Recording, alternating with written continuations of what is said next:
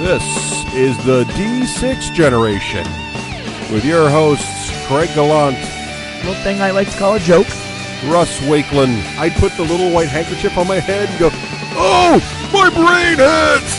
And Rafe Hollywood Granger. HD is in the house. With contributions from our lovely wives. He cheated, cheater, Russ. You guys have to know the rules before you play him. And our loyal listeners. Drago, we made you out of steel.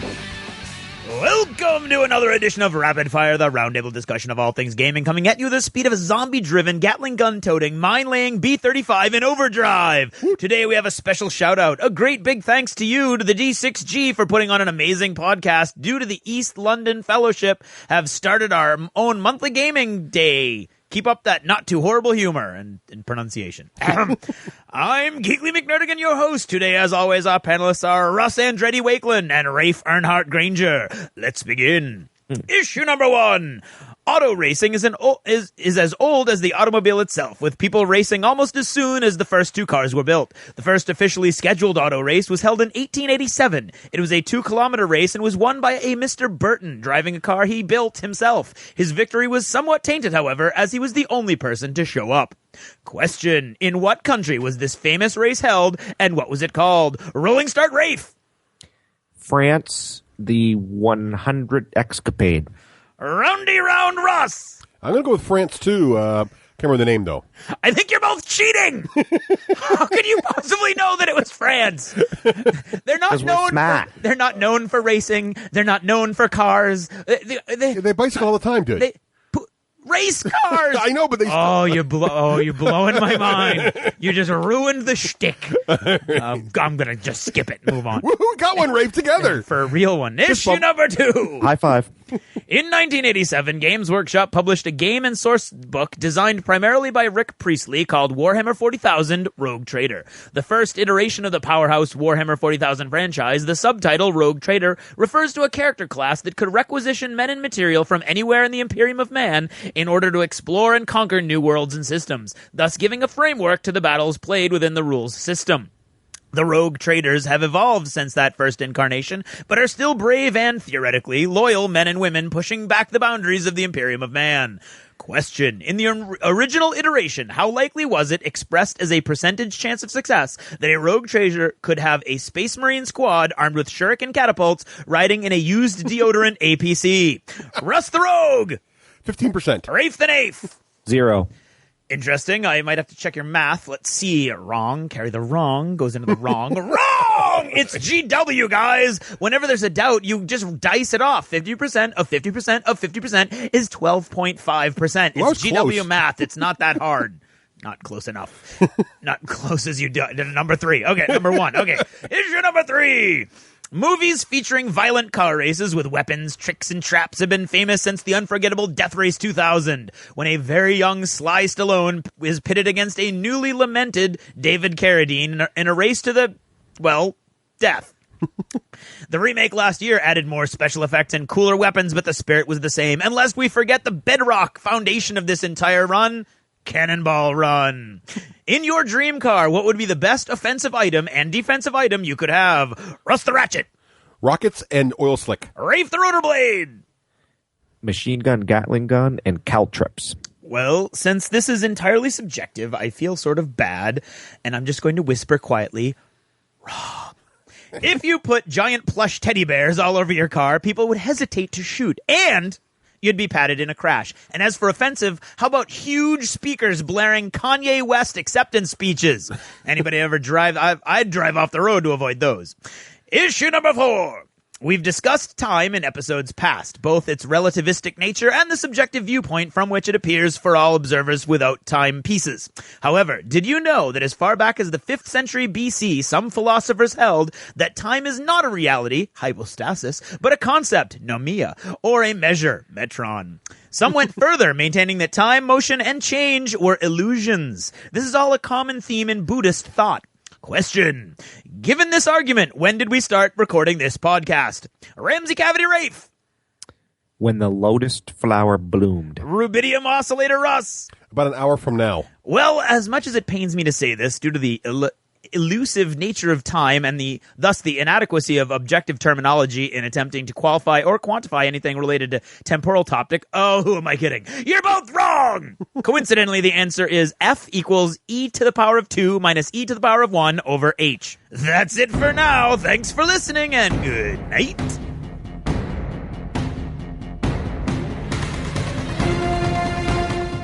You come to us for your gaming news, rumors, analysis, and insight.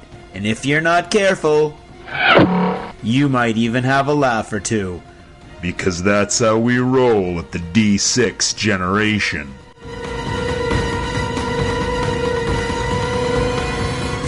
Dice are our vice.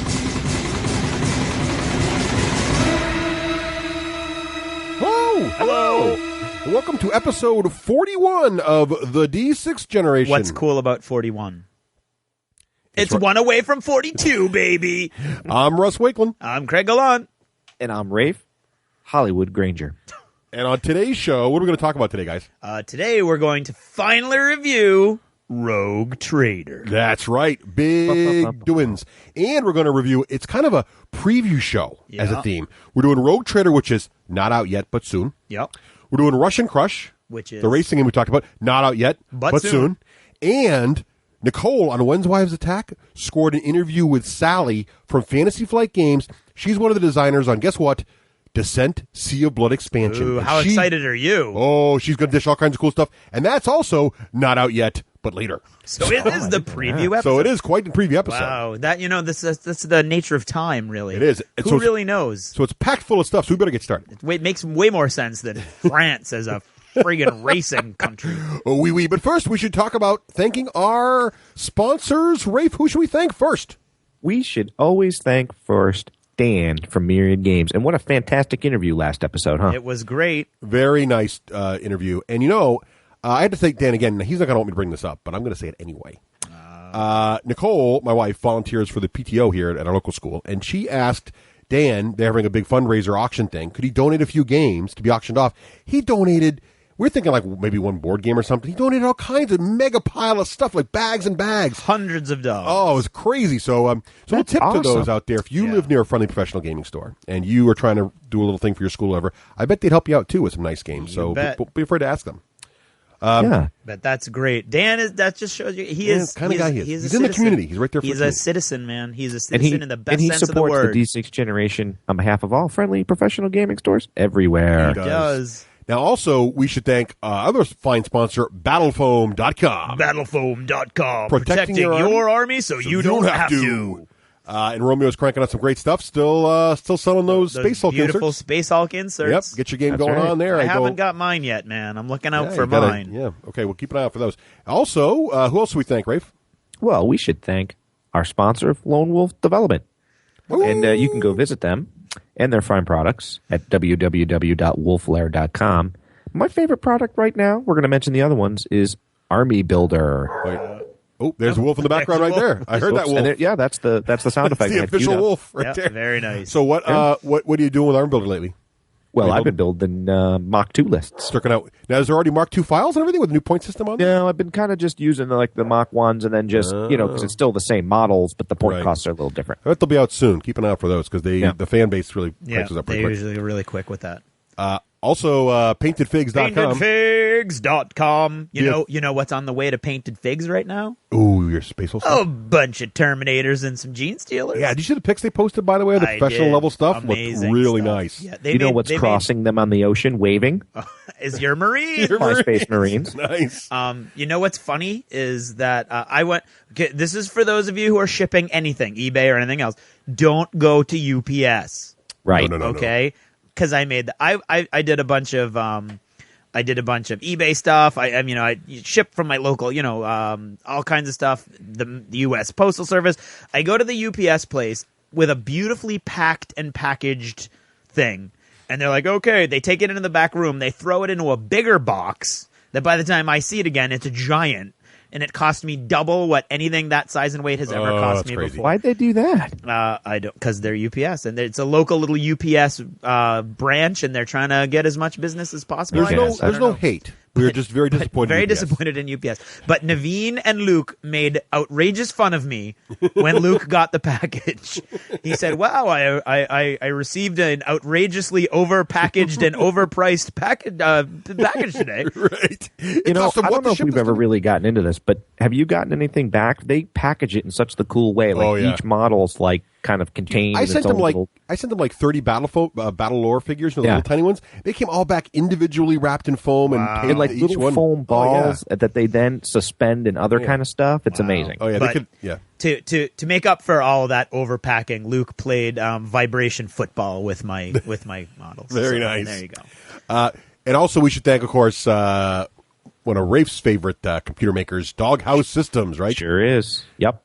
Every time I play Latro, I just love the graphics on my machine. Is that the Doghouse dog? That's the Not to dog. be confused with the Lone Wolf Wolf. We got like a whole. That's right. We got a whole zoo going on. Canis. You know, bulldogs aren't thing. supposed to bark, so I don't know what's up with that. Yeah, I don't know either. Maybe there's like somebody breaking into your house. It could be. And also, we want to thank, thanks to our sponsors, but of course, we also want to thank our shout-out winners. Thank you, shout out winners. How do you become a shout-out winner, Craig? You go to eBay or our website and click on the megaphone icon, and you go to eBay and you look for the D6 generation. You'll see auctions that go up the day of or the day right after each new episode drops.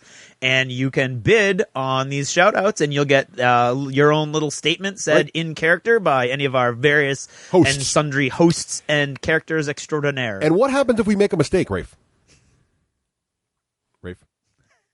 Sorry, I had a coughing fit, so I had to mute my microphone. What happens if we make a mistake? On what?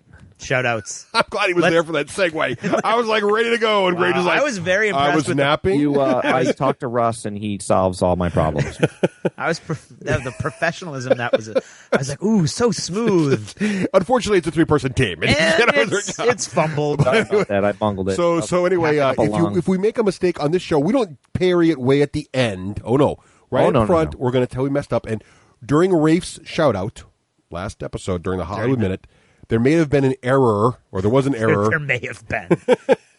It is Mars Barn, as in the planet plus the farm facility. Mars Barn.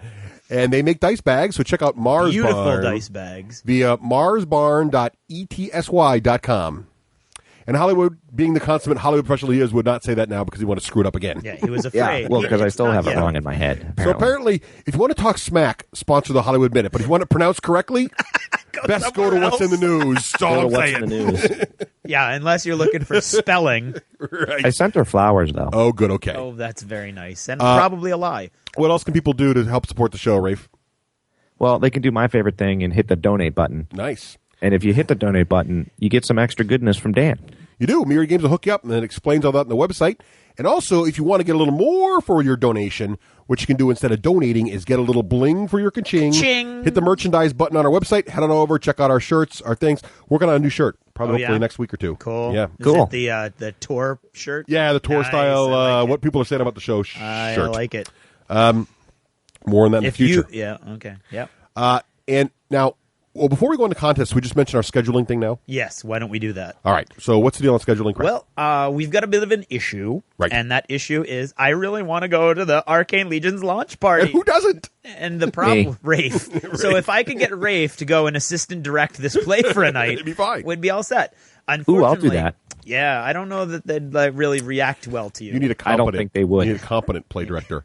Yeah. See, the That's the problem key word. is during the play, I have a second job, and that second job is at night from 6 to 9, and so I don't get to game on weeks when we do the podcast, and we're supposed to do the podcast the week of the launch party, Right. Which is in a weekday. Dan was awesome. He scheduled it specifically on our game night so we Right. could all go. Yes. And then I wasn't going to be able to go, which was going to stink. Which is no good. So basically, the podcast can be 1 week late. Exactly. In October. Yeah. So not episode 41, because you're listening to it now, went up on time. But episode 42 will be a week later than normal. Sorry, Right. folks. So you'll have to wait a little bit longer So for the everybody answers. is helping out, Craig. Right. You're all part of the solution. Thank Your you patience all. solves the problem. So That's thank you very right. much. Really You know what I do. recommend you do during the off week? What? Take your iPod, go to the D6G lists, take your thumb, spin it like a dartboard, pick one, listen to an old show. There you go. There you go. Maybe catch up if you haven't in a while. Absolutely. Now, and to thank you for helping Craig. Yes. We like to have Specifically. contests We to do give like back to do to that. our listeners. Yep.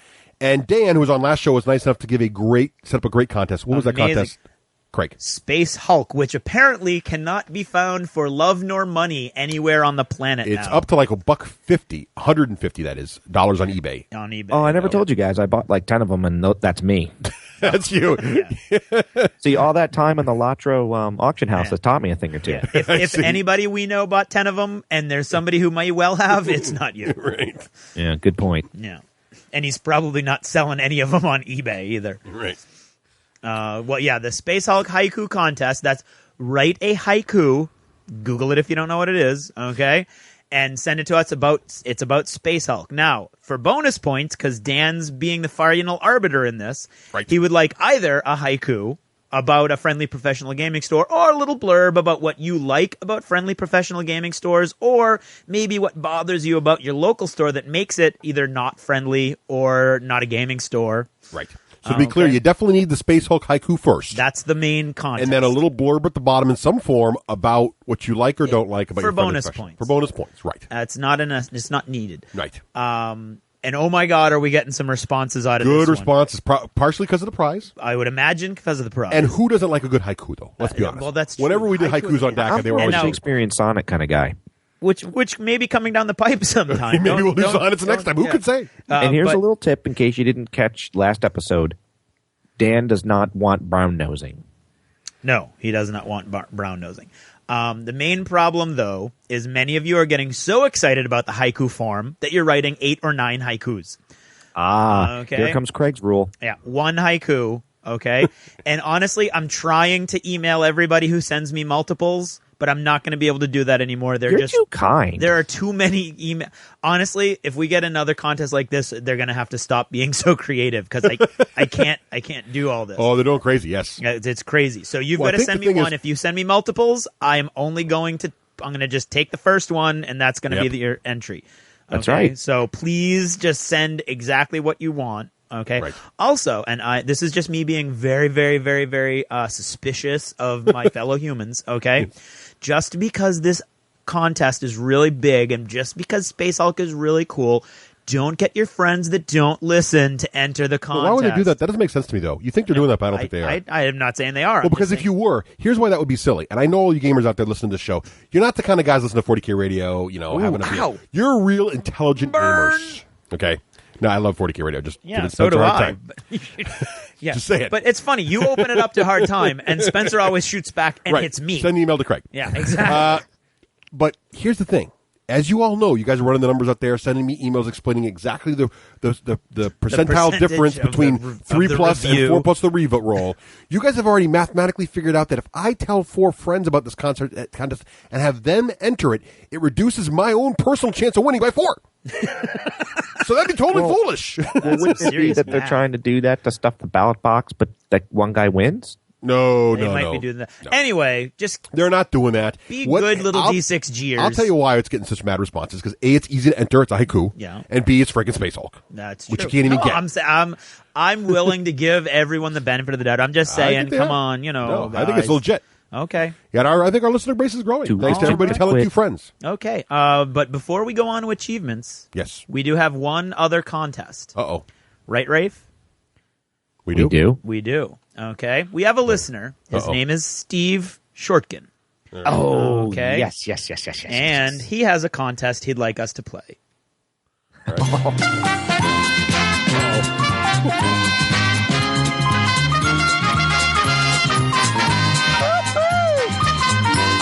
right. I'm getting nervous. Okay. You can bring it down. All right. For those of you I wish I was there, Craig. Go ahead. For those of you who grew up in America, you'll know that was the Price is Right theme song. All right. Only tonight it's not The Price is Right. Uh-oh. Tonight it's The Price is Russ. What? I feel like I've been set up. Steve has pledged to donate $100 to the D6 generation. Uh-oh. Okay? But we lose $10 every time Russ interrupts either Rafe or myself. Oh, no. So when you hear an interruption, okay, you will hear this. Oh, boo. And we will lose $10. All right, can we hear the interruption noise again? I'm not sure I Yeah, got it. here we go. If Russ interrupts, you'll hear this. Oh, that's not good. I remember that sound. Okay. I don't like this at all. That means we lose $10. Now, Steve actually went and did all this for us. he found one last sound effect that we're going to use later in the show. All right. Okay, we'll use at the end of the last review. All right, does this count at all parts of the show, including achievements in gaming, or only during the reviews of the games? I don't know. Rafe, what do you think? The whole show. I think it's the whole show. Dude, he's donating $100. All right. Yeah, okay. All now, right. to be fair, Russ has a theory that this is going to lengthen the show to about 5 or 6 hours. Right. If it's the longest episode ever, don't blame me. Russ sees himself as the harbinger of all taste and scheduling. No, just brevity. Okay. Brevity through swift justice of interruption. Like a thunderbolt out of a clear blue sky. Blade from my scabbard. I don't know. Did that count as an interruption? It does not. Now, this is going to be hard for us, too, because we know we're taking a $10 hit. As funny and as satisfying as it's going to be to press that button, it's a $10 hit on us every time we do it. But right. Yeah. Steve, I'm going to try to do your little idea. This was all Steve, so, you know. That'd be very quiet I'll now. forward you his email address. Okay, so I love Steve. That's I think it's pretty. It's going to be fun if nothing else. If we go beyond 10 interruptions, unfortunately, we owe him money. That's right.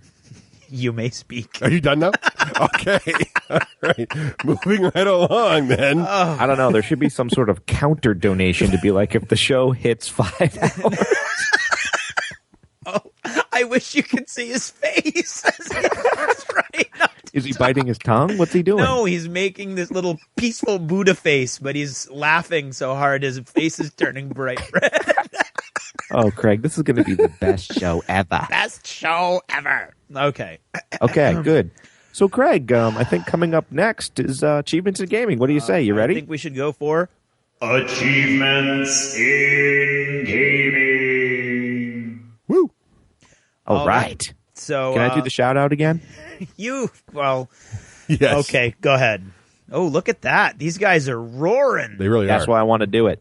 The shout-out comes from, guess who, folks?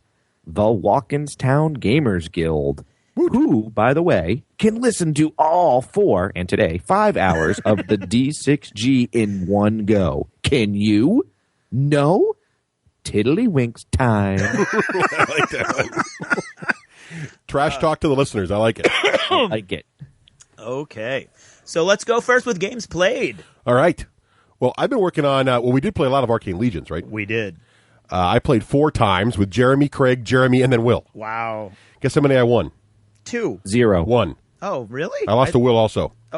The only person I beat was Jeremy, and that was during a timed game where he was rushing. Yeah, but that was a good win, though. That was a nice, clean win. Yeah, but it was. But I'm having a great time with that game, but I'm still having trouble figuring it out. I'm having a challenge. Well, What are you liking about it?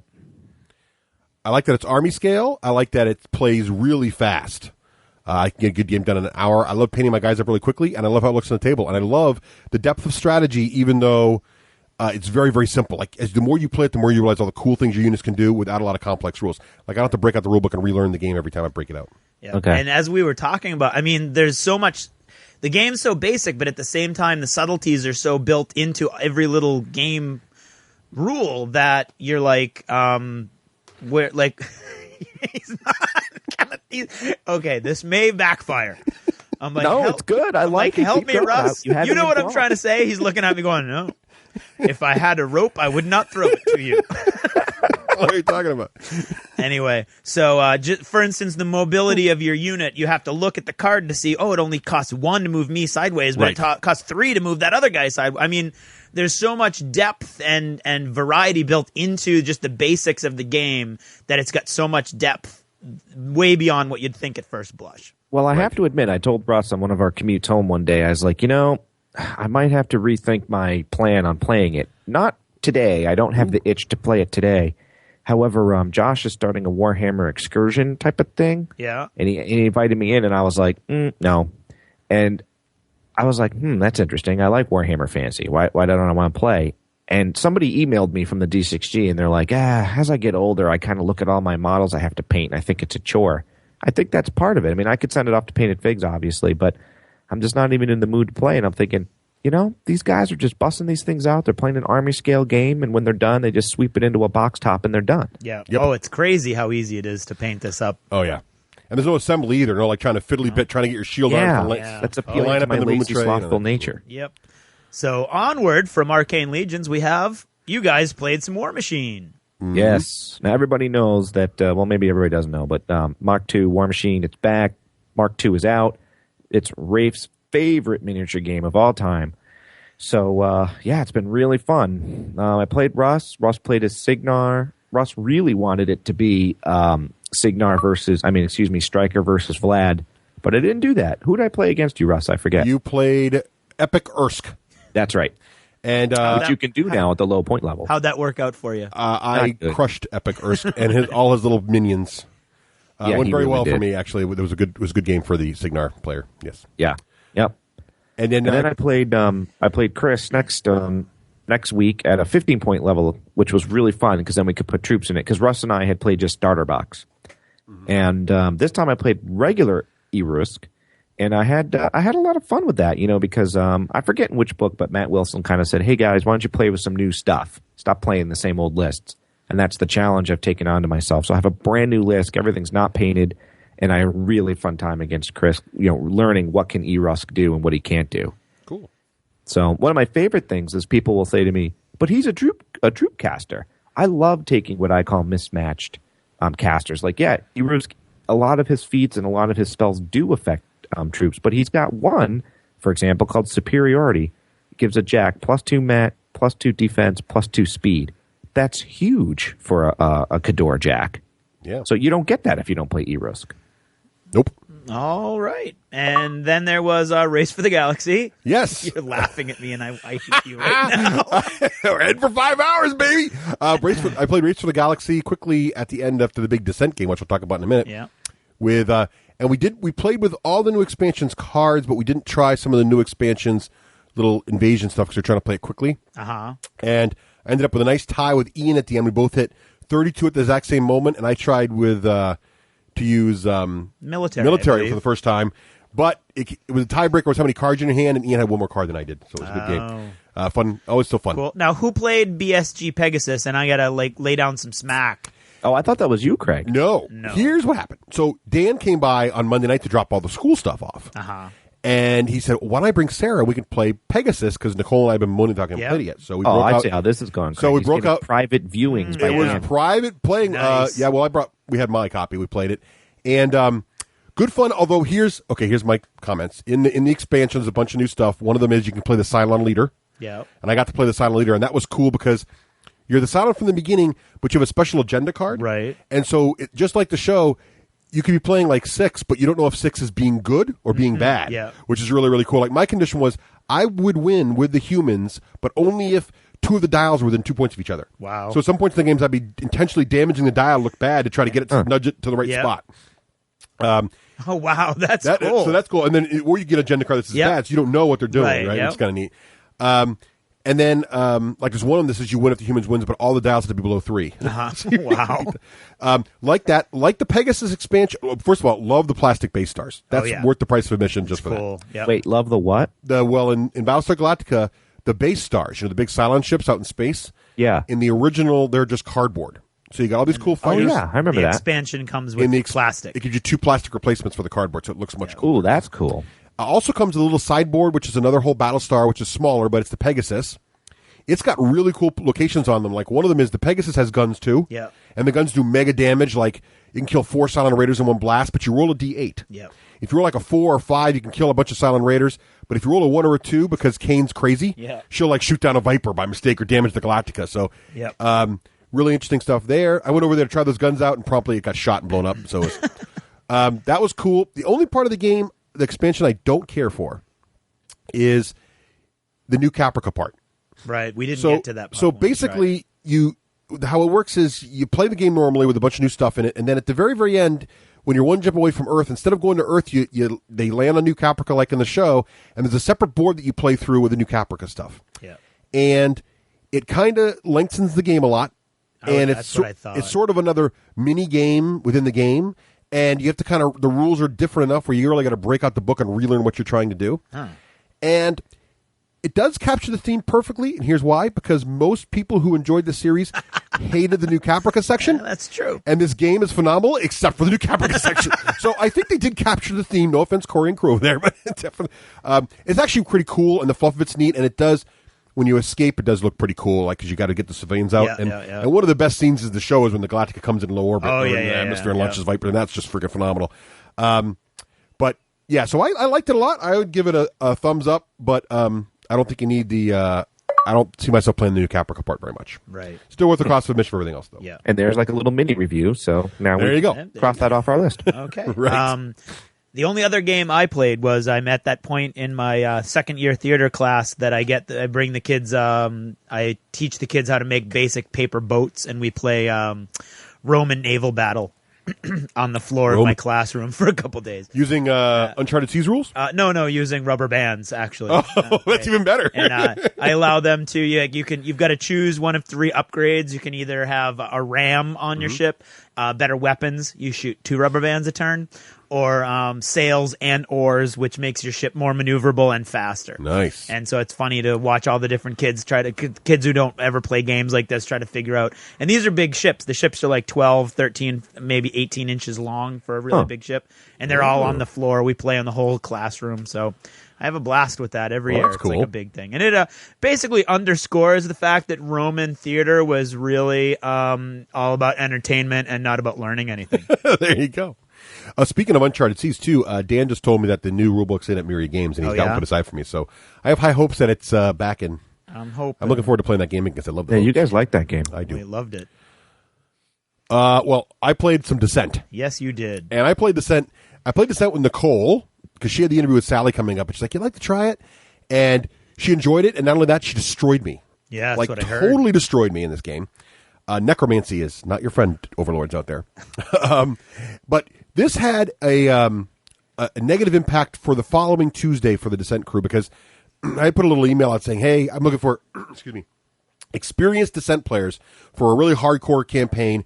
And I'll tell you what, I'll give you a choice. You can either pick your own heroes from any you want, make an ideal party, or you can do the random hero thing with feats. They're like, "Oh, we're going to pick our own heroes. That's just off the hook. You're crazy to let us do that." So I did. They did that. And then I got this little nasty dungeon, but then I did a total bunch of research on it because after Nicole beat me, I was like, I'm going to get these guys. And I pretty much mopped the floor with them. However, I got to give a little shout out to a D6G listener who came by and said hi. Oh, yeah. And I embarrassingly forgot his name, so I'm sorry. But hello, thanks for saying hi at the store. Nice. I know, I feel bad. Comes all the way to New Hampshire, comes to Mecca. Well, I think he probably is local, but still, I feel bad. So yeah, we played the adventure Cult of the 100. Yeah, find me. I'll remember your name. And so here's what happened, though. They want to try again so badly. We're going to try again next Tuesday because it was short, but it was done in like 2.5 hours. So see, I like that it was short. That interests me. I'd like to give that a roll. It's a very short adventure. They really want another crack at it. What I don't like is it was scheduled so that it would be going on during my off week, and now you're going to do it again during my on there's week. still time for before and after for games. So I got games in before and after. Yeah. But there was I can't play next Tuesday. You know why? Why not? I'm playing American Civil War with the historical there you guys. go. And I got to say thank you to Ian for his awesome terrain. It looks beautiful. I twittered some pictures of that, and there was a great Warner Brothers moment because the hero has all this extra armor stuff on, and Dave got cursed. So one of the best things about Descent is, again, how it captures the theme. So when you get cursed, it makes the hero worth more conquest points to kill. Oh, yeah. So Dave was walking around being worth like 5 or 6 conquest points. So every time he take a step, it was like a Warner Brothers cartoon. Whoa! He falls on a pit. He gets out of the pit. Block falls on his head. He's like, whoa! Another pit. Which ignores armor for all about there. So if all your heroes keep drinking invincibility potions, just throw them into pits. It's good fun. That's awesome. And I now know what victory tastes like. It turns out victory tastes like Swedish fish. Thank you, Ian, for buying Swedish fish for everybody at the table. All righty. So that was my little bit of Descent action there this week. Okay. Still a fun game after all these years. Very nice. I have more games that I played, but I saved it to other. All right. How about some modeling? Gonna be doing any modeling? Craig, I want to hear about this. You want to hear about what? What you're modeling. I have questions. Okay, I don't have anything written down. But I'm modeling. I'm still painting Arcane Legions. Now I'm doing Han. So Solo? Han. No, that's actually kind of gross if you think about it. I am painting Han models, and I'm doing 2 infantry pack sets at one time now. So that's 80 models for those of you paying attention to them. Actually, it's Nice. 85 because it's also the cavalry pack. Nice. And I'm Now, you don't do your lists before. You actually paint everything you own, regardless of well, what's with this game, I do, yeah, because I don't. Literally every time I play, it's a different list. I don't stick to one list. And that's probably why I'm not doing so well because I'm thinking about it so casually. I'm like, "Ooh, cool! I want to play with this new unit." So, Craigie Poo, yes, sir. are you priming these first? Yep. Yeah. Yeah. How would You are? Yeah, you've got to prime them. Oh, I don't know. I've never painted over pre-painted. They're dudes. not pre-painted. They're not pre-painted. All the commons are gray. They're just Yeah. gray plastic. Oh, that's right. Okay. Just a reminder for all you kids out there: always prime your models. Yeah. I think Hollywood asks this question every week, and the No, answer but I is always think prime no. your models. Now I get what he's saying. Oh, I see. Like you're saying, like would the pre-paint count as a primer? Yes, that's what I was asking. I have heard that it serves as a primer, but I use the primer, like I think most of us do, as an undercoat color itself. So I wouldn't want to. I would, if I ever painted the pre-paints, which I don't think I would, just because that's a pain in the butt. If I did, I would prime them first. Are these guys, all of them, are they easy to paint? Yes, very. Oh yeah. And is it fun to paint them? It's very fun because you see a lot of output in a very short amount of time. That's Yeah. what I was kind of wondering. Yeah. Like I cranked out my over a weekend. Like Friday, I primed my stuff, and then over the weekend, in 20 minutes, I could do 10 guys. Yeah. So I'd like take a break, go downstairs where the kids are doing something for 20 minutes, crank out 10 guys, and go back, play the kids a little while later, 20 more minutes, crank out 10 guys. I did 55 guys over the weekend doing that, and they're not my best paint job or anything, but they look okay next to the other pre-painted guys, and it Yep, looks great compared to exactly. unpainted. So Yeah. Oh, that's you who painted 55 mummies? yes, yeah, that's me. Oh, Yeah. see, due to the numbers, I thought that was Craig. No, it's No, easy. Craig- No, Craig's playing 80 over here. Yeah. I'm just doing 55. Yeah. Yeah. That's cool. So it's good stuff. And also, I think what I'm really enjoying Descent now, too, is thanks to Ian painting all his models and with all the cool pieces he has, it's starting to feel more like a miniature game than a board game to me. So I cranked out one of the limited edition heroes Fantasy Flight hooked me up with back at Adepticon. They gave me. Adepticon, yeah. I painted up Tobin, painted him all up, and I also painted the one of the Master Golems, who's going to be the big hero in the dungeon. They never got to him, unfortunately. Oh. But I got him all done, too. So yeah, I'm having a fun time just doing a little modeling while I'm playing my board games. Good way to Very kick nice. the games up. Cool. Rafe, you got any modeling? Nope. All right. That must I have mean, some modeling aspirations. That must mean there's some some MMORPG action coming up. Oh, in Other. yeah. Probably. So what right. about other? What else have we been doing? So what have you been doing, Rafe? Well, yep. Craig led right into it. Stoney is now level 56. Channel 56. I don't know if I made this public. Creature double feature. Yep, but I don't. It's been my goal that Latro is the game that I'll have a max level character in. So I've been really dedicating some time to it, and I'm just still having a blast. It's fun. It's relaxing. Haven't been making pies. I've actually been questing. I've been questing in the mines of Moria, which has been fun to.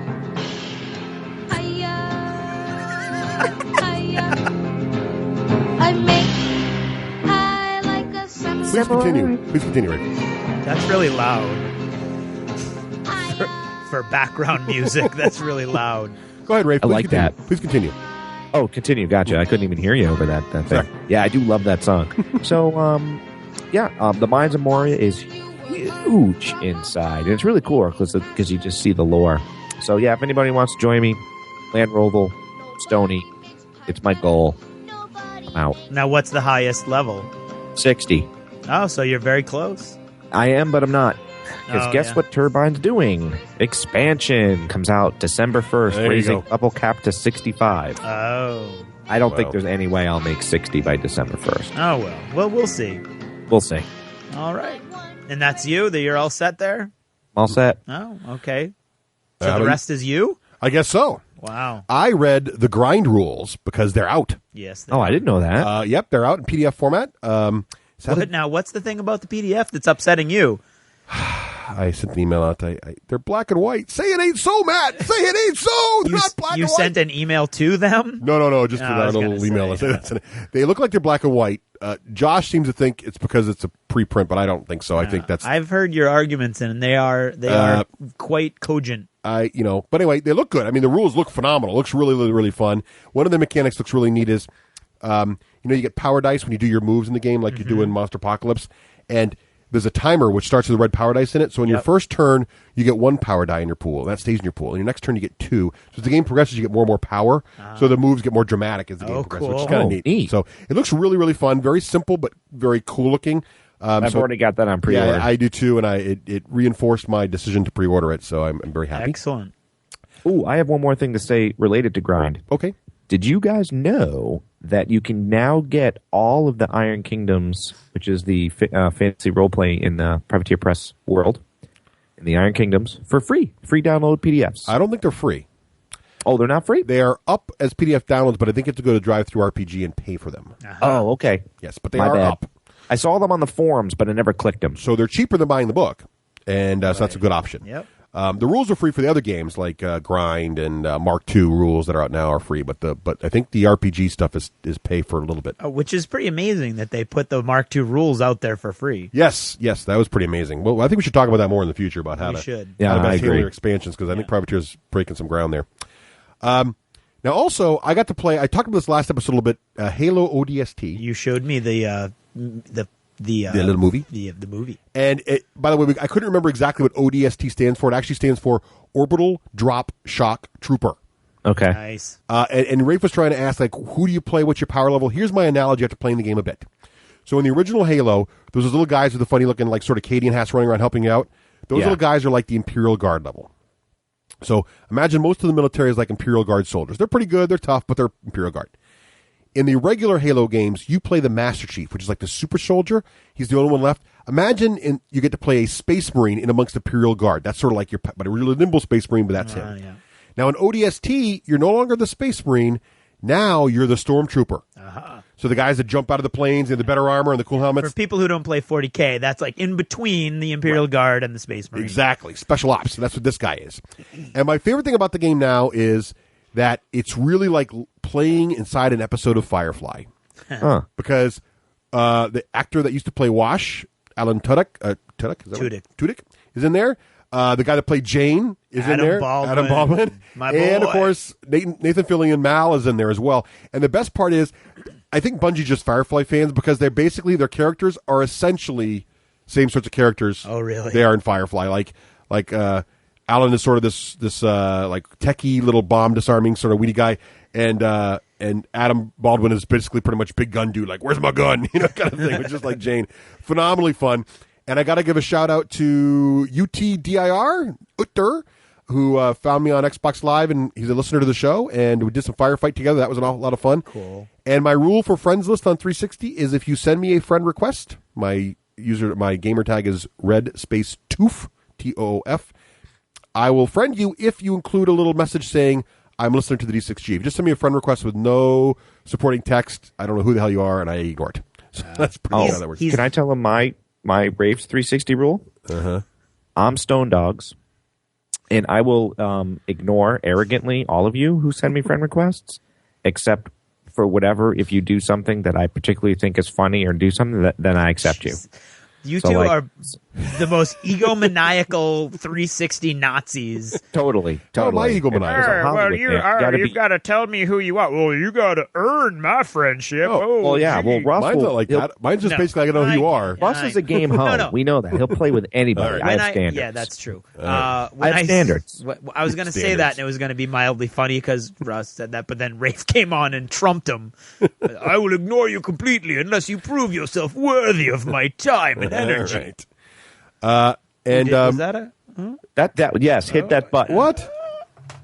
No, I think that was the negative achievement. Come on, man. We're in achievements in gaming now. It doesn't really work. Let me help you out here. All right, try it again. Okay, that's going to kill us. Go ahead. No, wrong one. That's on me. Sorry. I was not interrupting anybody there. You did. I demand a recount. You went, No, because when I was talking about dishing you went, all right, which Yeah. means let's bring this back home. All right, send an email to Rafe. So we're down to $90, BS. Russ. All right. Although I am starting to see your side of the argument. But anyway. Okay, does anybody have any other? Who's reading the Mark II rules? Is that Russ also? No. Rafe, did you read the Mark II rules? I guess did. so. Sure as hell wasn't me. So is that a yes or a no, Rafe? Yeah. Yeah? You got anything to say about it, or? No. No? I've just been reading them. Okay. All righty then. You can see how the quality of the show just skyrockets up when I don't interrupt. Just right up to them. Oh, my God. Is it possible for that giant head to get any bigger? All righty. Is that achievements in gaming, people? I believe that's Yeah, Oh, achievements thank in the game. God. And achievements. What? He did He didn't give give out No, any- he Yeah, I did. did. Yes, I he did. did. I did. He did. I promise he did. That's why when I pressed the button thinking I was going to zap him, it gave me a negative achievement. Right, for touching my keyboard. Get over there. It was just kind of fitting, actually. All right. All righty That's then. achievements. You're listening to the D6 generation. We just love playing around. My favorite thing about our friendly professional gaming store is the personal service, with the store keeping up with my interests and letting me know when something I'd like is available. Thanks, Myriad Games. My favorite thing is the knowledgeable staff. When I go in looking for something, I can literally say, I like this, I don't like this, or I'm looking for this, and they can provide a great game recommendation. Thanks, Myriad Games. What I like most is I have my very own game broker. I mean, he guides me right to the games I need, and he helps me stay way clear of games I don't need. Thanks, Myriad Games. My favorite thing is the fantastic selection with hundreds of games in stock and fresh titles arriving all the time. There's always something new and shiny to check out. Thanks, Myriad Games. My favorite thing is that I can make a special order and receive any of thousands of items in a timely fashion. Thanks, Myriad Games. And thank you to all our loyal customers. We look forward to providing you with friendly professional service each and every day. Thanks for shopping Myriad Games. And now, what's in the news? With the shout-out. This shout-out is for Amanda Pollard. Thank you for agreeing to become my part-time gamer and full-time illustrator wife. Check out her work at www.illustratedbyamanda.co.uk. Well, let's see what's in the news this week. Going through my stack of paper here. Privateer Press has been busy little bees. They've got quite a few things going on over at their website this month. First, the MPOC, that's Monster Apocalypse for you laymen, the MPOC King Kondo previews. That's right, giant monkeys. Go on and check that out.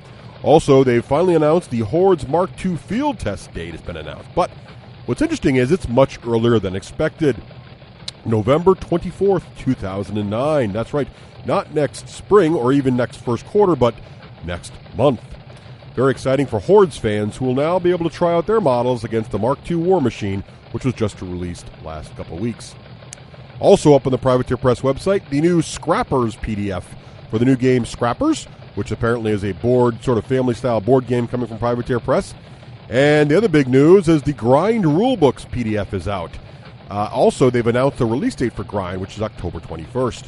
For those not in the know, Grind will be Privateer Press's sort of sports game that takes place in the Iron Kingdoms universe, pitting Giant Warjack against Giant Warjack as they try to move a giant steel spiked ball around a pit over lava. Sounds exciting. And finally, more PDFs from Privateer, but these you've got to pay for. The Iron Kingdom source books are now all available in PDF at Drive-Thru-RPG, as I believe Hollywood mentioned in Achievements in Gaming. Let's see, well, not to be outdone, oh look, Games Workshop has a few things going on. A bunch of new Skaven pictures up for pre-order from the new Skaven miniatures. These look phenomenal, people. Great poses, great action, typical GW greatness in the miniature department. Go check these out immediately if you're any kind of rat lover, and who isn't. Speaking of rats, Wakelin, what are you reading? Nothing, it's just a magazine. Is that Game Informer? Yeah, is that the new issue? Yeah. Is that Mickey Mouse on the cover in some sort of dark illustration? Give me that.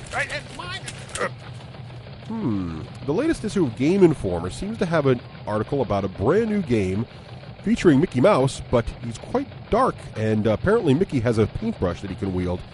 to change the reality inside this some kind of strange fantasy setting. A lot of this is early stages. Apparently, it's a Wii game, going to be kind of dark, even darker than Kingdom Hearts. Not that Kingdom Hearts is that dark, but it's kind of dark for a video Disney game. And somehow you use your Wii controller to sort of paint the brush in the world. Sort of interesting, sort of something new from Disney there. That's sort of interesting. There you can have the magazine back. Hey, give it. Okay. Well, since Wakeland distracted us and got us on video games, let's talk about a few video games here while we still have time. First, the big announcement in the video game world is Star Wars The Old Republic closed beta sign-up has started.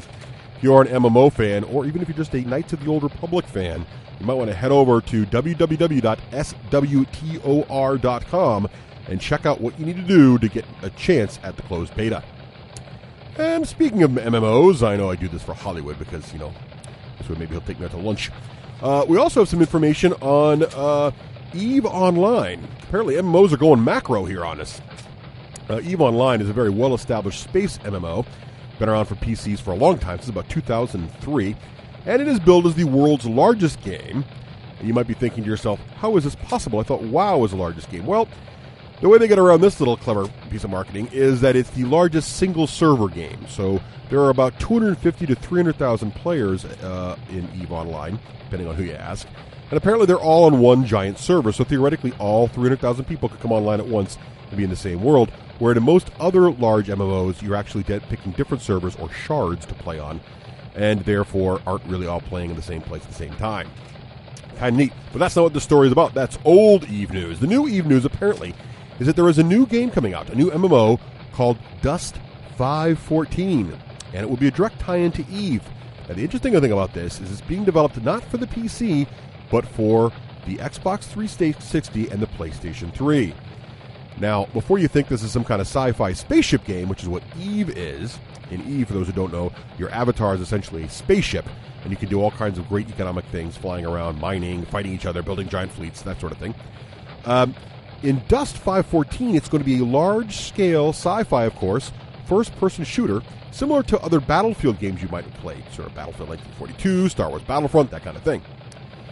Portions of it will be RTS-based, and there'll be some real-time command and control with the 64 players, so players can give each other orders. What makes this interesting is it's going to have a direct tie-in to EVE Online, where Dust players will be mercenaries working for EVE Online players, and there'll be direct communication between the EVE Online spaceship players and the Dust players, quote-unquote, on the ground, on their consoles. And I guess apparently the EVE Online players will be buying and selling these mercenaries and paying them off to do different objectives to establish planetary control. Also, another interesting thing about Dust is it will not be a subscription model. Instead, you'll be no monthly fee, but instead you'll be playing microtransactions. So we'll see how that works out. I know a lot of MMOs are looking at this lately. That's kind of a new business model. We'll see how that goes. It'll be kind of interesting to see if they can make the tie-in between console gamers and PC MMO gamers work together. And that's what's in the news.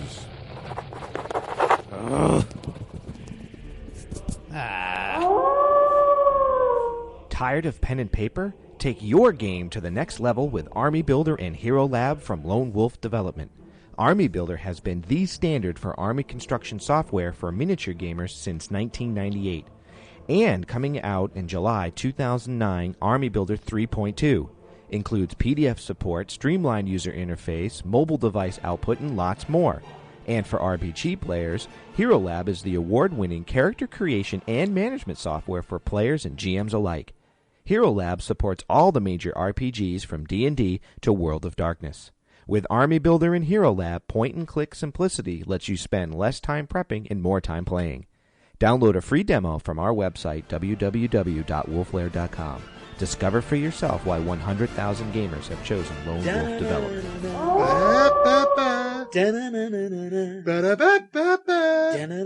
I'm Rafe Hollywood Granger, and this is the Hollywood Minute. Who would like to bring greetings from Hang from Malaysia? Who would like to take this opportunity to start a Russ Play Le Havre campaign? Long live Le Havre. I'd like to take that opportunity, Hang. Keep emailing us. Why do construction workers have no butt? Seriously, have you ever looked to the side of the road and seen those work jeans with nary a trace of butt in them? I mean, what is up with that? Do all buttless people just seem to go into construction? Why is the moon all lit up when it's a full moon? If it's the sun, How come it's beaming on the moon, but it's not beaming on us at the same time? I think the moon is really like those little green dots on my Swiss Army watch. Shine the sun on it, and it glows. Why do women have to get all crabby when it's that time of the month? Imagine how great it would be for us men if they got incredibly happy instead. Have you ever really just looked at an elephant? What an odd creature. It's almost like it does not belong still here on Earth. And what does an elephant who is not in a circus do all day? And where is a cat going exactly when it suddenly gets up and leaves a room? I mean, we all know why a dog gets up and leaves a room. But does a cat have an appointment or something? What if we are all really, really, really sophisticated robots and we just don't know it? So I was watching Cops on rerun the other night, and all the cops had big old beer bellies. I understand if the almost retired sergeant has one, but shouldn't one of the cops be able to run fast?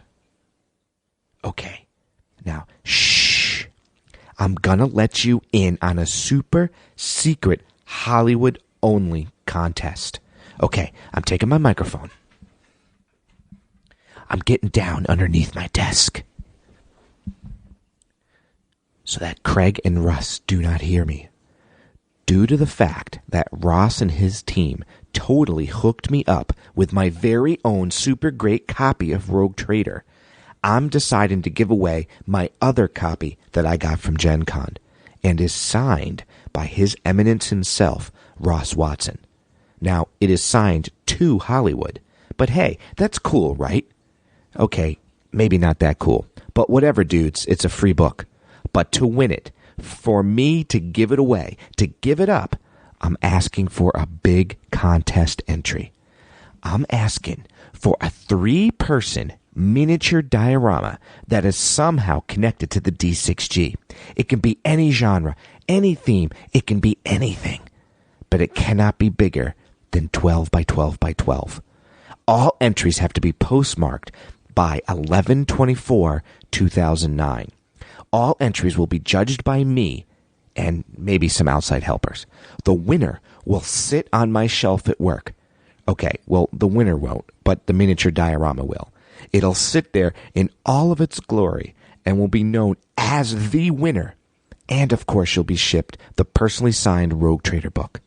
All the losers will not get their dioramas shipped back, but will go instead to poor kids who cannot afford to play any miniature games. But in reality, it'll probably just go to some of the geeks that we hang out with and you hear us talk about on the show. And Russ and Craig do have dibs too, but only if they're nice to me. Mail all entries to my work address, which is on my website, grangerlaw.com.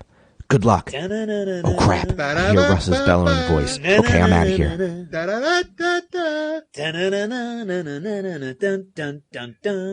Are you having trouble fitting your whole army into one carrying case? Ever had your heavy centerpiece models break through the sides of their foam tray to scrape against their neighbors? You'll never have to worry about any of this again with Battle Foam. The trays from Battle Foam will hold over 30% more models than any standard tray, and they make foam to fit any box, including all manufacturers' carrying cases. What's more, they will custom cut your foam trays to fit any miniature. The boys at battlefoam.com can even personalize each tray by etching Army logos, personal text, or images right onto the foam. So go to battlefoam.com right now and pick up the best foam on the market. You've spent more time and money than anyone wants to think about on your models. Shouldn't they be as safe as you can make them? Battlefoam.com. Hooah!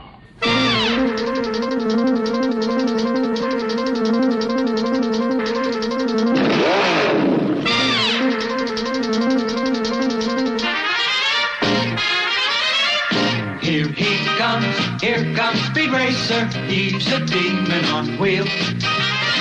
He's a demon and he's gonna be chasing after someone. He's gaining on you, so you better look alive. He's busy revving up the powerful... Welcome back. Welcome. And now we're going to talk about Rush and Crush. A great game and a dumb name. I like that. Rush and Crush, we've talked about a little bit on the show in Achievements in Gaming occasionally. And do you know what Russian Crush is if you Google it, for instance, if you're writing rapid fire? Do I want to know? It's actually a philosophy of terrorist fighting. Oh. Where if you're on a subway and somebody does something odd, everybody on the subway attacks the person and crushes them. Well, it is a French published game, and you know what they say about France. So here we go. Ooh, ouch. No, just kidding to our French friends. You know, whenever I make fun of France, no one ever emails me saying stop it. That. Which is sort of funny. All right. So anyway, Russian Crush is is about to be published. It's that time thing again. It's a preview. 2009. It was pre-released at Gen Con, so I managed to nab a copy there, and it should be coming out this month. Yep. October 2009. So snag it while you can. You should see it soon. I just gave away the review. Anyway, go ahead. It's designed. Actually, it's real. I'll get this part confuses. It's a Rackham game, yeah, and it's being published by AEG. Very confusing. Okay, so Rackham just declared bankruptcy, got out of bankruptcy. I'm not really sure what that means for the distribution, but basically, it's got the AEG logo on the box. It's got the Rackham logo on the box. It's both people. Okay, who's AEG? I forget what their AEG stands for, but they're the guys that make Tomb, the board game, yeah, as well as a bunch of other board games. Right, They're a board game company. I should know what they stand for, and I'm totally brain cramping on that right now. Is that where the Ghost Story booth was? Or am I getting confused? Ghost Stories was AEG, yes. Yeah. So all those games near there, the one with the Lena Jones thing coming out and all that stuff. They were giving away a lot of games for cheap. They were. Yeah, they have a lot of. They have a lot. They've been around a long time. Yeah. We haven't reviewed a lot. We should really review Tomb someday because that's a good game too. By then. Anywho. It was originally published as a print and play title way back in 2003. What's that? What's a print and play? It means you just go on the web, you pay a few bucks for a PDF file, and you print it out. So print on demand. Right, exactly. Yeah. So this has been around a little while, and it supports 2 to 6 players. Yep. And it plays in about an hour. If that. Yeah, even less than that, really. That's the official box time, but it's much less than that. I don't think we've had a game last an hour.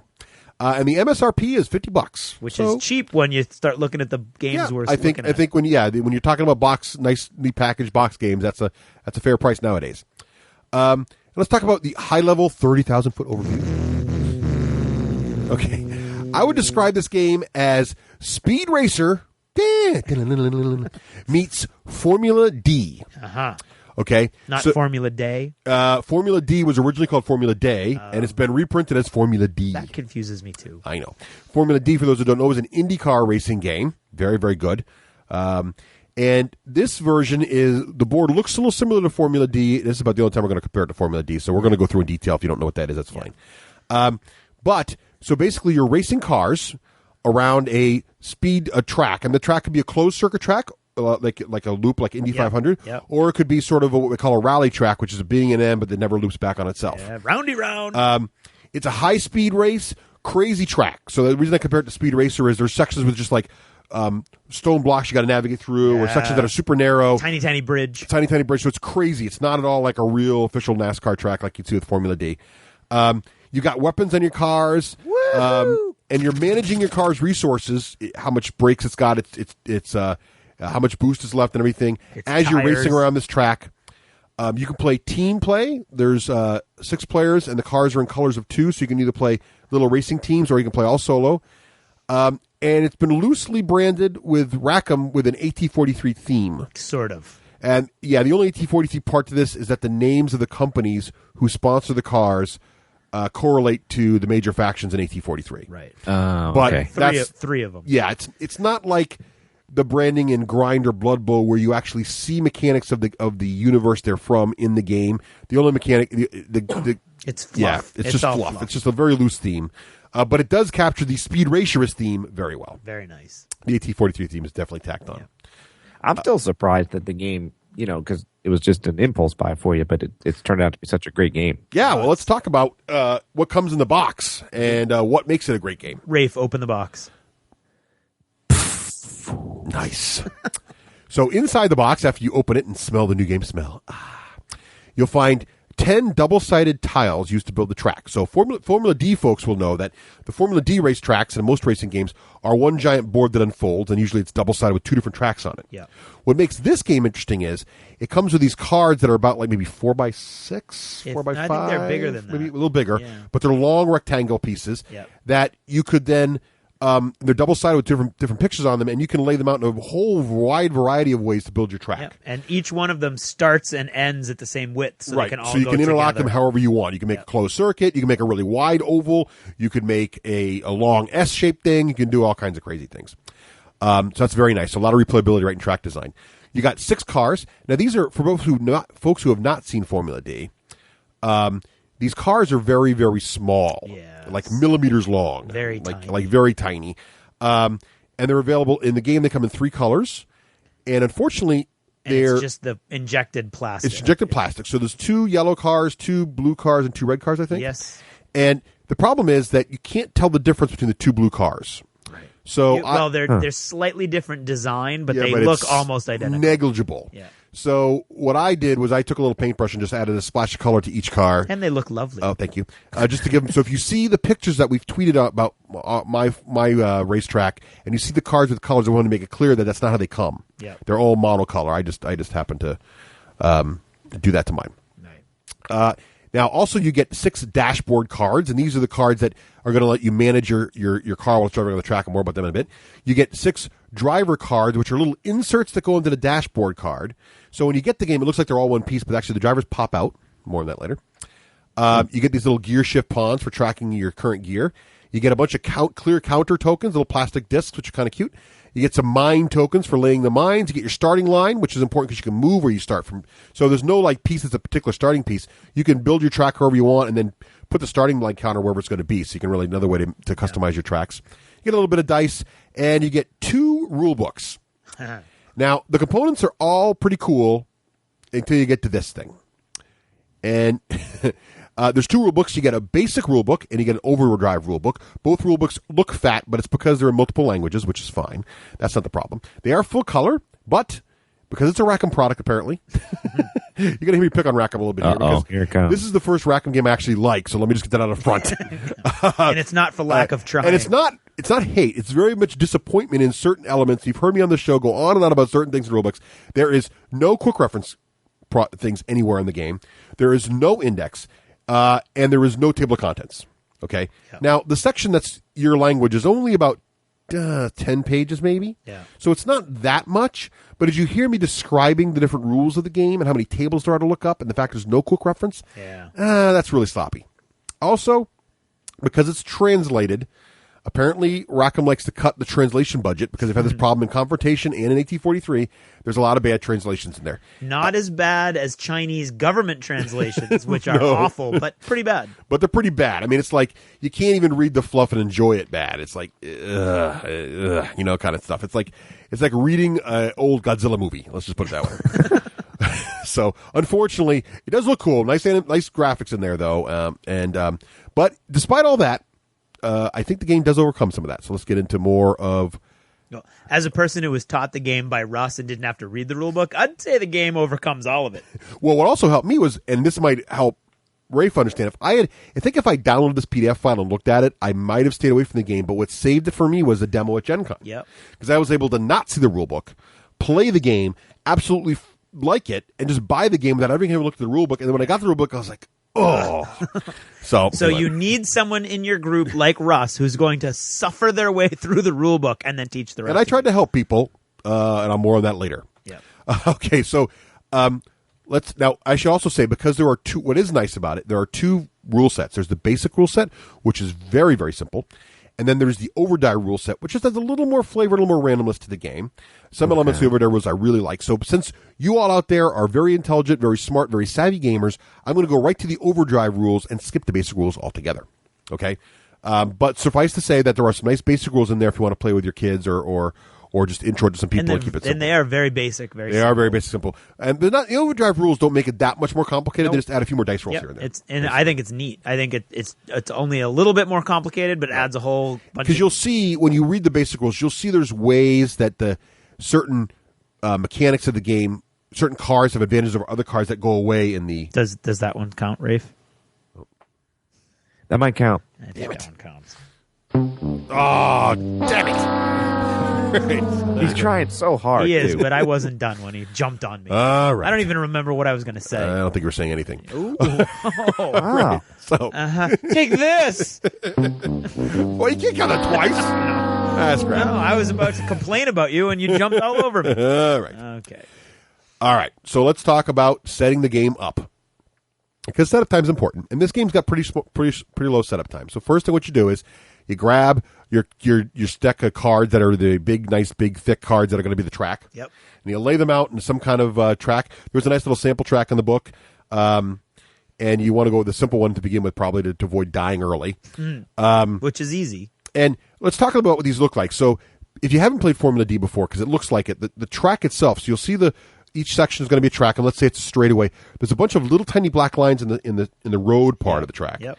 And each of these and they're divided up with vertical lines that make little tiny spaces that are the size of the car. Yep. So basically, as you move your car, you're going to move him from space to space, describe these little black lines, and change lanes from other spaces to other spaces. So each position the car is going to be is there. Now, for you Formula D players, you'll also know that Formula D tracks have speed indicators in the corners to tell if you're going faster than the speed, if you're going to flip over. That does not exist in Rush and Crush. No. I've never played Formula D, but my feeling from you and other players is that this is a slightly simplified version of the same basic system. Yes, Formula D is a little bit more of a simulator, obviously, than this game is. This game is much more of a crazy, you're driving cars with guns on a speed racer track game.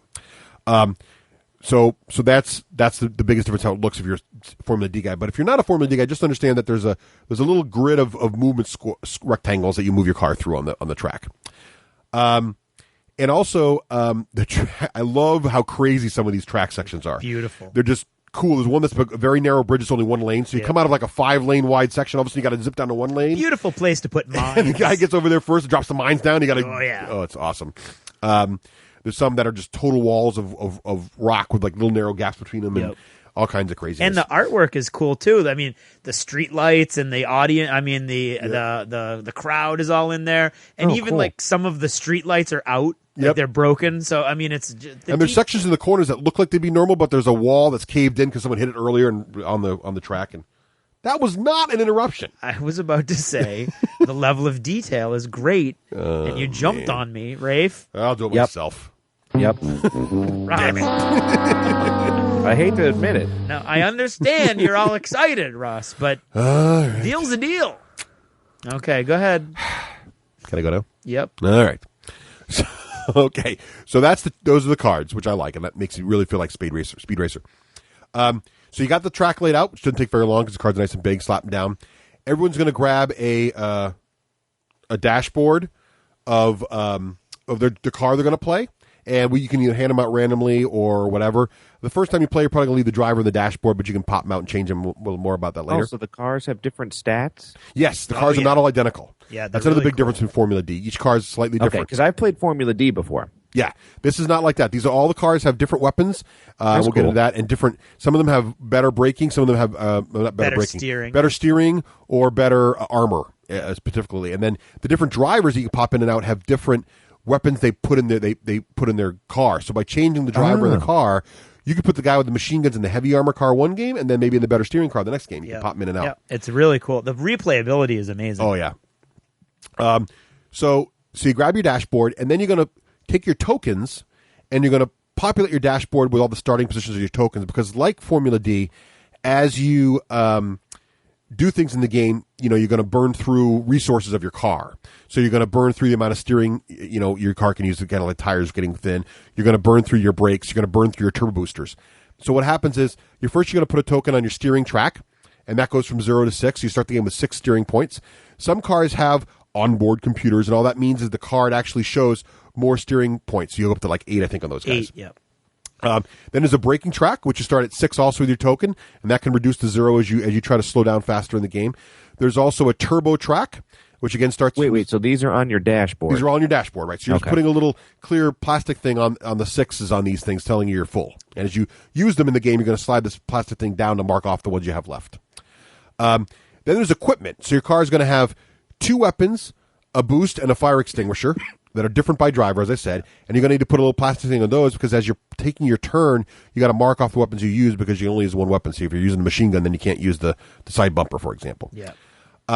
There's also a structure point track, which is basically your health. When that goes to 0, you blow up. So most cars have 6, but there are cars with extra armor, which means they have more. They go to 8, I believe. 8, yep.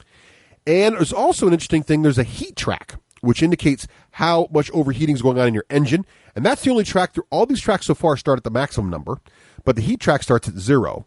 But it goes up as you progress during the game, and you got to try to do things to keep it low. And if the heat goes up over its maximum value of 6, your engine blows up and you're out of the race. Is that the only thing that actually can go up and down? Everything else is all going down? Yes, everything else goes down. I don't think there's any way to heal your other points. Right. They're all a limited resource except for heat. Heat's more of a monitor. Yeah, heat builds over time, but you can also use your fire extinguisher to bring it down. Exactly. Now also, the biggest section of the card is the onboard computer, they call it in the book, which is really your shift indicator. And this is where the innovative mechanic is in the game because this little section of the card handles so much cool elements of and makes it sort of quote unquote realistic how the car maneuvers with very simple mechanics. Yeah. I think is pretty sharp. So what happens is you get this little plastic shifty looking pawn and you put it on the starting gear position, which is 0. And as you move the shift up and down, and more about that later, there's sort of 3 things you can cross-reference based on the position of the shift. One thing is where it's sitting, there's a little number next to its space, and that tells how many spaces ahead your car gets to move this turn. Yeah. So if the shift is next to a 4, your car is going to move 4 spaces ahead. You can also follow a line straight across from the position your shift's in, and that tells you how many steering dice you get to roll. And you're going to roll those to see how many lane changes you're going to be able to make this turn. And if you're going too fast, you roll a lot of dice and pick the lowest. And if you're going slow and more controlled, you roll a lot of dice and pick the highest. And as you're in the middle of that, you roll less dice and pick the lowest or highest, depending on how fast you're going. And then lastly, there's also a color that your shifter's in, and that's showing how much sort of you're redlining the engine at the moment. Yeah. And that color you're in is going to tell you how many dice you have to roll at the start of your turn to see if your heat goes up or down, or goes up.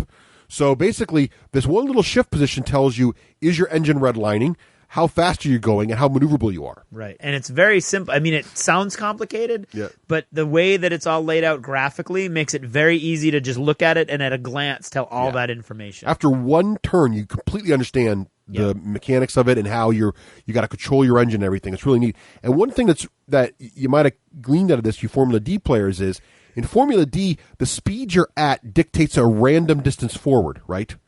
And your turning is always okay, except for if you get into one of those corners going too fast. In this game, your distance forward is predetermined by your shift position, but the amount of maneuverability you're going to have is random. Right. Which is a slightly different mechanic, but very interesting and simple, but interesting. Yeah.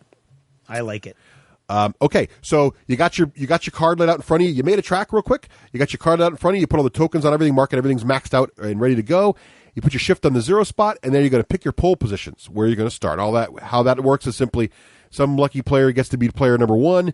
He puts his car down where he wants behind the starting line. Other players put their cars down after him where they want them behind the starting line, and then you're ready to go. Yeah, very quick. So that's setup. Setup's really quick. Any questions about that, Rafe? Nope, I'm with you. All right. So that's race. Now, I've just got one point of really curiosity, just a moment. Rafe, when you played Formula D, did you like it? Yeah, I did. I thought it was fun. Okay, cool. All right. I played Formula D before, too, and I really enjoyed it. It's fun. This is faster. It doesn't sound like it'd be fun, but it is. Well, that's what I thought. The biggest difference, too, between this and Formula D, I think, is Formula D plays longer than this does. Like a 6-player game of Formula D can go a long time. Right, a 6-player game. I don't think I'd want to do any kind of car racing game for a long period of time. Especially without guns. Yeah, especially without guns. Formula D is fun. This has got a shorter game and guns. And guns. Probably because there's guns. Well, definitely because there's guns. So let's talk about the actual racing, because it's pretty simple. So first thing, the lead player always moves first. Yep. So you look down, whoever's in the lead moves first. Now, the rules say if 2 cars are at the same exact position on the map, then whoever moved there first gets to go next. But we found it was hard to keep track of and remember who moved what where. So we just were playing the lead player moves first. If it's a tie, go to the guy who's most on the inside track. Right. Which was easy to remember. But that's us. That's not the game. That's not the official rules. The official rules is chronological. So just, So if you can figure out how to remember. Then, right. If you want to mark it all with dice or something. Then good on you, mates. Knock yourself out. Then the first thing you do is you're going to choose your gear at the start of your turn. Now, for free, you're going to be able to move your little gear thingy up one, down one, following the little lines on the shifter on the control the computer there, or you can there's a little dotted line going to the right. You can slide it across. You can either slide it all the way across, or you can go up or down one. Now, can you go all the way across, or a little bit of across? You can go wherever you want. Right? Across, you can go as up or down as much. You can go left or right as much as you want when you go across. Yeah. And there's never any reason to go left. You'll once you see the computer, you'll realize you always want to go to the right as much as you can. Yeah. Because basically, what going to the right does, it's like letting your engine. When you're driving your car, right, and you go from 30 to 40, your RPMs rev up, and when you first hit 40, and if you push to 50, RPMs will go higher. Yeah. But if you stay at 40 for a minute, your RPMs go down, and you catch the momentum up. Yeah. Well, that's what this part is. If you just let it slide to the right instead of going up or down, what'll end up happening is you'll cool the engine out of that. Right. You'll see the colors will get bluer. Yeah. So you'll have less chance of overheating, even though you're staying at the current speed. That's the fluff of that. Yeah. Huh, okay. Elegant. If you push it up, you're not going to get that cool down. You're going to make it redline even more, but you're going to go faster. Yeah. So you can go up one, down one, or all the way to the right on the slider there for free. Okay. Then after that, though, if you need to go up or down more than that, you can spend turbo, which is a limited resource. They're one of the tracks to shift in addition up even more than the one you did. Yeah. Okay. Up to a maximum of 3 turbos. So even though you have 6 turbos total for the entire race, you can only spend 3 in a turn. And you can't use turbo to go sideways, right, on the dotted line. No, you can for. Oh, no, you can't. You got to go up. You got to go up. So you can't use turbo to cool your car off. No, you're going up. Yeah. And what makes it worse, we played this wrong. Yeah. When you turbo boost, also, it increases the temperature threshold number for temperature checks. Uh-huh. So how that works is when you're based on the color your shift is currently in, there's going to be a number of dice on the left-hand side. Yeah. And that's how many dice you have to roll after you pick your gear to see if your car overheats. Yeah. Normally, you overheat on a 1 or a 2. Uh-huh. If you turbo, for every turbo point you get, the die roll goes up 1.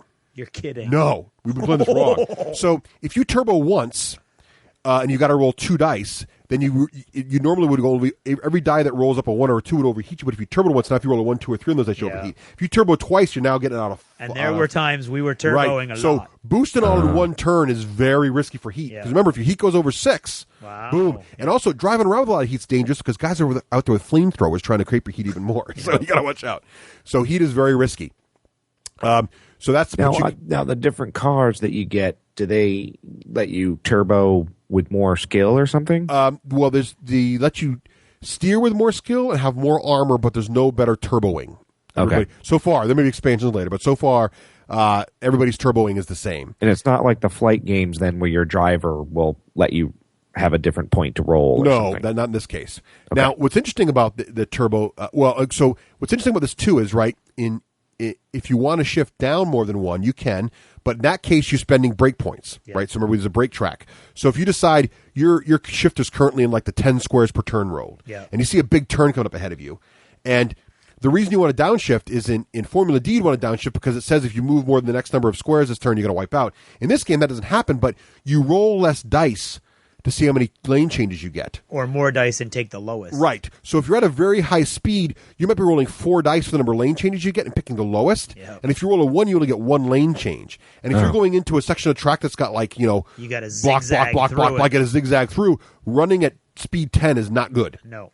So you got to go down maybe 2. So in that case, you got to spend your brakes to get down to a lower speed where you're going to get more maneuverability. Yep. What will confuse Formula D players here is, in Formula D, if you need an extra lane shift, you just spend a steering point. In this game, you got to make the call to downshift early. No, you can do that in this game too. If you want to go slower, though, not hit a wall, you got to downshift before you can't spend brakes. That's what I'm mistaking. In Formula D, you can spend brakes to do that. In this game, you spend brakes to do your shift. So you got to make that call in the beginning of the turn. And if you make the wrong call, you're going to slam You're going into the too wall. fast, and when you hit the wall, you'll take major damage. So warning there. Cool. Okay, so now we're going to talk about. So then you make your heat test. So you figure out who's going to go move first. That player picks his gear. Then he makes his heat test, which is just a number of dice he rolls based on where his stick is. And every one of 2 re-rolls pushes his heat up 1, unless he turboed, which makes it even easier to raise heat. Then you're going to roll the number of lane changes you get this turn, which, again, looking at your shift, you're going to have some number of dice you're going to roll. If you're going at a low speed, it might be roll 4 dice, pick the highest, so you may get 6 lane changes. And if you're going at a high speed, as we said earlier, you're going to roll maybe 4 dice and pick the lowest, and get only 1 lane change. And then you're going to move your car ahead the number of spaces that are next to your shift. So if your shift's got a number 10 next to it, you must move ahead 10 spaces.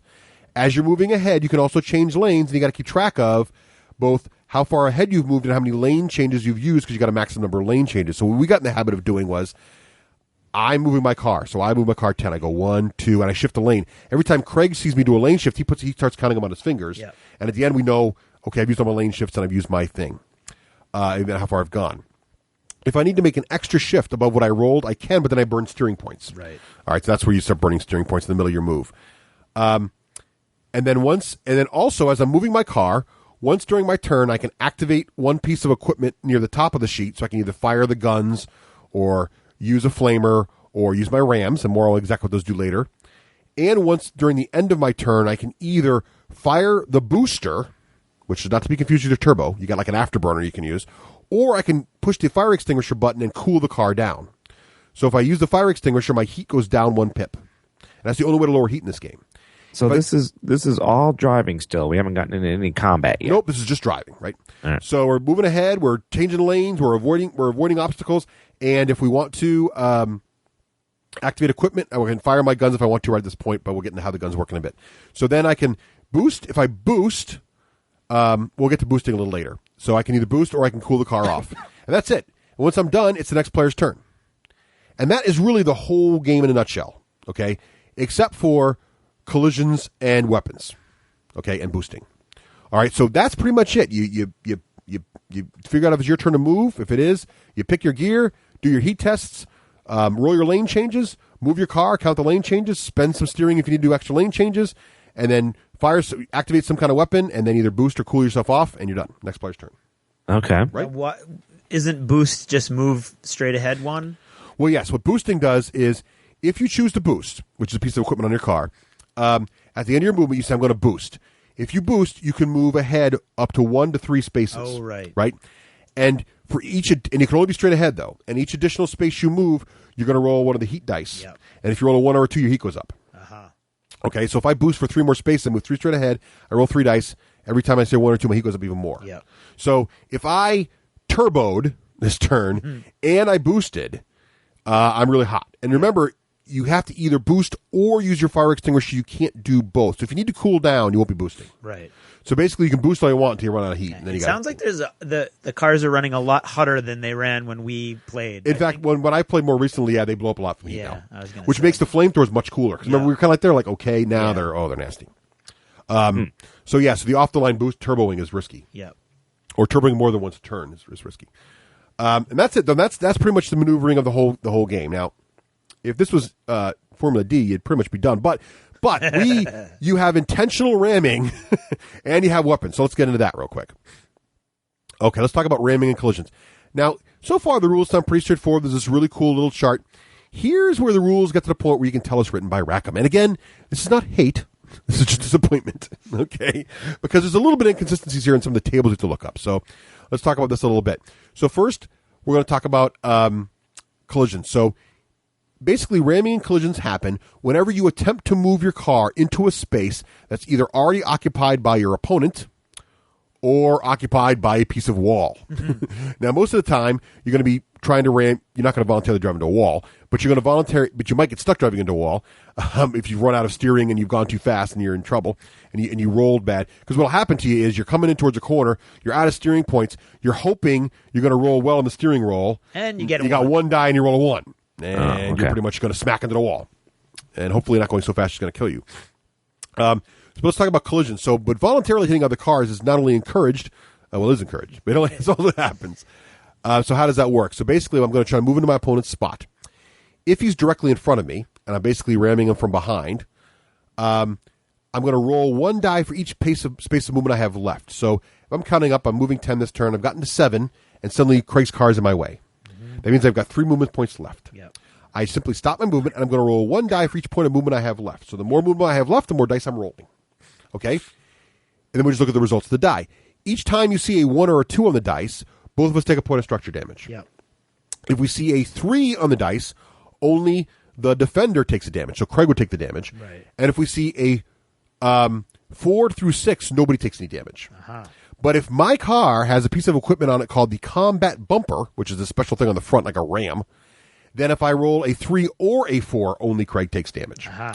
So basically, I've got a 1 in 3 chance of us both taking damage. And and only a 1 in 6 chance of only him taking damage. 2 in 6 of you both taking damage, right? 1 in 3 or 2 in 6. Yes. 2. Okay, never mind. Right? It's math. Fractions. Sorry, I apologize. Okay, no problem. So you get a wow math loss. Wow. Luckily, Steve is not a big math fan. So. Right. So yeah, there's a 1 in 3 chance of you both taking a point of damage. There's only a 1 in 6 chance of only the defender taking damage unless you've got a combat bumper. Right. So that's when you really want to do the ramming the guy. So you'll see different players trying different strategies if they have, depending on their car's equipment. Yeah. Right. And the other interesting thing about hitting someone in the rear is your cars just stop. Basically, the momentum is just caught by the ram, and that's it. Now, the other way you can hit somebody is called the side swipe. And this is when I'm changing lanes into you. So I could go straight and just pass you normally, but where's the fun in that? I can actually say, I want your spot instead. So I'm going to move into Rafe's spot now. He's on the left-hand side of me. And the way that the slots are set up, by the way, is the grid is offset on the road. So it's not that the rectangle I'm in and the rectangle you in are side by side. Right. You're slightly ahead of me. Yeah. So I'm moving ahead, and I'm almost moving diagonally into your spot. Okay? Now, first, in order to side swipe you, I have to try to successfully do it. Hitting you in the rear is easy. Anybody can do that. But to get you to side swipe successfully and not screw it up, I got to make a check to see if I succeed. So here I roll a D6. If I roll a 1, 2, or 3, I fail to change lanes. And if I roll through a 4 through a 6, I will succeed. And actually, I'm going to be changing lanes into you and side swiping you. Now, here's one of my complaints about the game. You'll notice in the last test we made, the test for ramming from behind, a low roll was bad, 1 or 2 because you both take damage. A 3 or a 4, a middle roll, is good, and a 5 or a 6 is bad. But here on the success roll, a 1, 2, or 3 is bad, and a 4 through 6 is good. Mm-hmm. So, like, there's never any... All the rolls are different. Sometimes you want a low roll. Sometimes you want a high roll. There's no intuitive way to even feel like maybe the people at Rackham are trying to minimize the effects of loaded dice. That could be. Or the ability to memorize the rules. So, one interesting note here, though, about this method is if you have what's called a piece of equipment called a side bumper, you get a +1 to this roll. So that means that if I sideswipe you, normally I'd only succeed on a 4 through 6, but if with a side bumper, I succeed on a 3 or better. So that's a little nice beat of equipment. If I succeed, then what's going to happen is I'm going to shift. You're going to move one more lane over. So I'm going to push you over one lane. I'm going to take your spot. Okay? And there's going to be some damage dealt. We roll a D6. On a 1 or a 2, the attacker's damaged. Interesting. Not the same result as if you ram. Again, totally different. So you got to memorize a different table or look it up. On a 3 or 4, nobody takes damage. Again, totally different than the other table. And on a 5 or 6, the defender only takes damage. Uh-huh. Again, totally different than the other table. So there you go. And then the defender shifts a lane. Now, if the defender's blocked from shifting his lane, like let's say he's up against a wall, I'm trying to change into him. I don't move into his lane, but we roll a damage roll again. Aha. And the interesting little thing is if the move of the defender is blocked by another car on a roll of the 6, the other car takes damage too. So it's like cascades. So that's interesting. Now there's a piece of equipment also that helps in this situation called the lateral circular saw. Ah, yes. I picture this like the giant circular saws that pop out of the front of the Mach 5 on the side. Yeah. What's cool about these babies is they always add 1 point of damage anytime you sideswipe, even if you fail the sideswipe roll. Right. So even if I fail to knock you off just by driving by you and kind of nudging my car towards you, I do a point of damage to you for free. You almost kind of want to fail. That way you take no damage. It's kind of nice. So so there's some of the combat right there. You got to rush them and crush them. Boom, boom. There you go. Still not evocative of cars. Okay. So there is the ramming and collisions, and that's pretty much now we've seen almost all of the game except for the weapon firing. Okay. And oh, by the way, if you run into a wall, I didn't mention that. If you smack into a wall, here's where it gets even more interesting. It turns out if you smack into a wall, there's a table in the book you look up. And depending on your speed, the number next to your shift you're moving this turn, you're going to roll some number of D6. Yeah. And if you're going slower, when you roll some number of D6, you choose the lowest die for how much damage you take. Mm-hmm. So if I'm going slow, I might roll 4D6 and pick the lowest die roll. If I'm lucky enough to roll a 1, I take 1 point of damage. Yeah. If I roll all 6s, I take 6 points of damage, which in most cards will kill me. If I'm going too fast, I roll some number of dice, let's say it's 5, and I pick the highest. And if I'm going maximum speed in the game, I always take 6 points of damage. So that's how that works. But I figured out that this table actually is the same table used for the number of dice you roll when changing lanes. Aha. So, little tip, and I put that on my quick reference card I made, which more about that later. So So anyway, that's kind of interesting little thing. So there's ramming, which is pretty simple. Again, you got to look up the table in the book, which again, there's no index. Interesting that there would be that correlation and they wouldn't point that out in the rule book. Isn't it, though? So anyway, so that's that's basically ramming and moving. How you doing, Rafe? You sticking with us so far? Yeah, I'm waiting for it's very different than what I imagined in my head. I imagined actual kind of gladiatorial car combat or something. Well, not more of a driving game with weapons that affect driving. Yeah, what's interesting? I'm not disappointed. It's just different than I imagined. What's interesting about it is I think some people, and including myself, initially said it's like Car Wars meets Formula D. And you notice the intro. That must be what I changed it to Speed Racer meets Formula D. And the reason I did that is Car Wars, to me, the core experience of Car Wars is you go to Uncle Albert's, you build your car, you get the bazooka on the roof. Yeah, and really, you're playing more of a demolition derby there with guns. Right. Yep. You're not really racing. Speed Racer, though, the cartoon was genuinely a race, but everybody had all this little equipment to just jump over things better or maneuver better or just slice things out of the way a little better or get through these really crazy racetracks with major jumps on them, right? Oh, and by the way, the bad guys always had guns and there's some mines too, right? So that's what this is more. It's fundamentally a racing game with weapons thrown in, okay? It's not really a Car Wars game. But there are guns and equipment, and let's talk about that. So let's talk about all the different equipment that the car has. Now, remember that some elements of the equipment are attached to the driver. So when you pop the driver out of the driving car and put him in a different car, his weapons go with him. But some elements of the car are part of the car card. So, for example, the mine layer is part of the car card. Right. And so is the armor. So you could take the driver with the machine guns and put him in that car, or you could put a driver in there that has a flamer, and change it up. So let's talk about the different equipment. First of all, there's the combat bumper, which I mentioned earlier. That's going to help you in the ramming. So you hit someone from behind, it's going to make it easier. Yep. There's also the flamer. Now, how the flamer works is pretty cool. Anytime during your turn... Do they really call it a flamer in this game, or is it a flamethrower and you're hearkening back to 40K? I don't remember now. Okay. I might be harkening back to 40K. Okay. I can't remember the exact term. Flamethrower. Flamethrower. In any case, it's a thing in the back of the car that throws that flame. Shoots a gout of flame. Just like that. Yeah. Gout of flame, that's good. You'll find the dice roll better if you go when you roll them. That's true. It does require that sound effect. It does. So it shoots out of the rear of the car, and it's very simple mechanics. It shoots out 3 spaces directly in the lane you're in behind your car, and you can do it any time in your movement. So let's say I pass Rafe. After I pass him, I cut in front of him, so he's in 1 space behind me. Then I fire my flamer, and then I finish my move off, and I keep going. And I want to do that way because the closer he is to my car, the more dangerous it is for him. So in other words, the closer you are to the source of the flamer. So if it's up to 3 spaces away, and the number of dice you roll is based on the range. So if you're 1 space behind me, I get to roll 3 dice against you. If you're 2 space behind me, I only get 2 dice against you. And if you're sorry, I think I reversed that. Yeah, if you're right behind me, it's 3 dice. If you're 1 away, it's 2 dice. And if you're 2 away, it's only 1 die, right? And each 1 or 2 I roll is going to increase your heat by 1. So if I pass Rafe right in front of him, he's right behind me, I roll 3 dice. Let's say 2 of them come up 1 or 2. Rafe has to push his heat up by 2. Yeah. If that just pushes heat off the end of his chart, he died. Right. Now, what if you and Rafe were like one right after the other, one right in front of the other? If I pull right in front of you, can I flamer you both? No, it only hits the car directly. Okay. You pick 1 car. Gotcha. Now, next is the lateral circular saw, which I mentioned before. That's for sideswiping. Yep. So that one, you just do the sideswipe, and you're going to do a extra point of damage, and you'll get that damage point even if you fail to sidestep, which is really kind of neat. Right. Don't see that used very often, but I think it's really cool. I think people are just learning that one. So there's a little more finesse to get that one out. Yeah. Then there's the machine gun, which hits a lot of action. Now, the machine gun is sort of like the flamer reversed. So it's like the flamer fires backwards 3 squares. The machine gun fires forward 3 squares.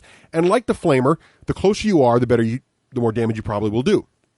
And again, if the guy's 1 square in front of you, you're going to throw 3 dice. If he's 2 square, you throw 2 dice. And if he's 3 squares away, you're going to throw 1 die. And each 1 or 2 I roll there, and here again, low rolls are good. For each 1 or 2 I roll, I do a point of damage, not a point of heat to your structures. So if I get right up behind you, and I roll 3 dice and roll 3 1s and 2s, I get to blow away half your car right there pretty much in one volley, which is pretty neat. And again, you can do it any time during movement. So Rafe might have been 6 squares ahead of me. I'm moving 14 squares this turn. I come up, shift up behind him, fire the guns right behind him, then pass him and keep going. Yeah. Heck, if I got machine guns and circular saws, I could shoot him in the butt, pass him, sideswipe, and then keep going. If I got enough movement and everything in there, you can do a lot of damage. Except I can't, No. Because you can't I can only activate one weapon per turn. Oh, caught himself. I did catch myself there. I'm glad I mentioned that because I would have forgot about that. So the circular saws are an item and the machine gun's an item, so I can either choose to shoot you or circular saw you. I can still sideswipe you. I just want to get the circular saw bonus. Right. It's like, imagine the Mach 5, only one button goes down at a time. That's on the steering wheel there for your Speed Racer fans out there. That could be another T-shirt. I want the circular saw bonus. That's right. Now, another weapon that's really cool, and this one is unique because you can lay a mine. It doesn't count as one of your pieces of equipment. The mine layer is part of the car, which means that it can function without taking up when your weapons use this turn. And how the mine layer works is, at any point during your movement, you can put a mine token down and any of the squares you pass through that turn. Right. And what's nice is you can only use 4 of them per race in the advanced game. So what we do is we take 4 of the mine tokens and put them on the car, car, and that way you can see them as you use them. And it stays in the ground. You put it on the space you move through, and basically it's just there. And anytime another racer goes over that space, they have to roll a D6. On a 1 to 3, the car takes a point of damage, the mine explodes and is removed from the table. On a 4+, they somehow manage to miss the mine, and it stays there to hit somebody else later. Yep. Okay. These are cool. And there are 2 cars with mine layers in the game. So mines can start dotting the board, especially people dodge them a lot. That's very nice. What's nice about the mines is they do force players to change lanes a lot and burn those steering points. And on that really thin bridge, they're particularly nasty. Beautiful. Right. There's also the side bumper, which you mentioned earlier, helps you in side swiping, increases your chance of getting it off. There's the rocket boosters, which we talked about earlier. This is the thing that allows you to move extra spaces after your movement straight ahead, but increases your heat chances. The rocket boosters, every car's got a rocket booster. And every car's also got a fire extinguisher.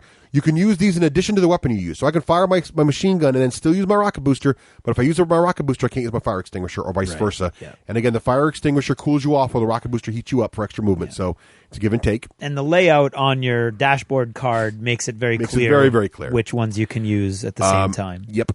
And last but not least, there's 2 more abilities on the cards, but they're built into the card. You don't have to really know about them. One is the computer, which gives you more steering points, but the cars that have that have it built into the steering track, so you won't forget. Yep. In other words, their steering track goes up to 8 instead of 6. And the armor gives them extra structure points, which, again, the cars that have that, their structure points go up to 8 instead of 6 also. Right. And that's it. That is Russian Crush. That's how you play. That's how the weapons work. That's the whole game. What do you think, Rafe, so far? What do you think? It makes sense to me? Are we with me so far? How do you win? Okay, good question. How do you win is be the first guy across the finish line. Or the only guy left in the game, which more happens just about as often as someone crossing the finish line. And are there multiple laps, or it depends on the scenario? It depends on what you want to say. So what we've done is you can have single lap. You can have a rally race, as I said before, so there's just you begin at one end of the table, and the other end of the table is you never go across the track again. We played a really, really small track and did 2 laps, which really makes you forced to think through your resources if you do 2 laps or more. Okay. I can't imagine doing 3 laps. You could, but I don't think there's enough resources built into the cars. No. There's no pit stopping in this game. I was about to ask if there's pit stopping. You're all used up after there's no pitting. Second. So unlike Formula D, which more emulates real in IndyCar, and you have pitting and you can do longer, there's none of that. What's nice about that though is it keeps the game short and fast and makes it a good, actually reasonable filler game. Yeah.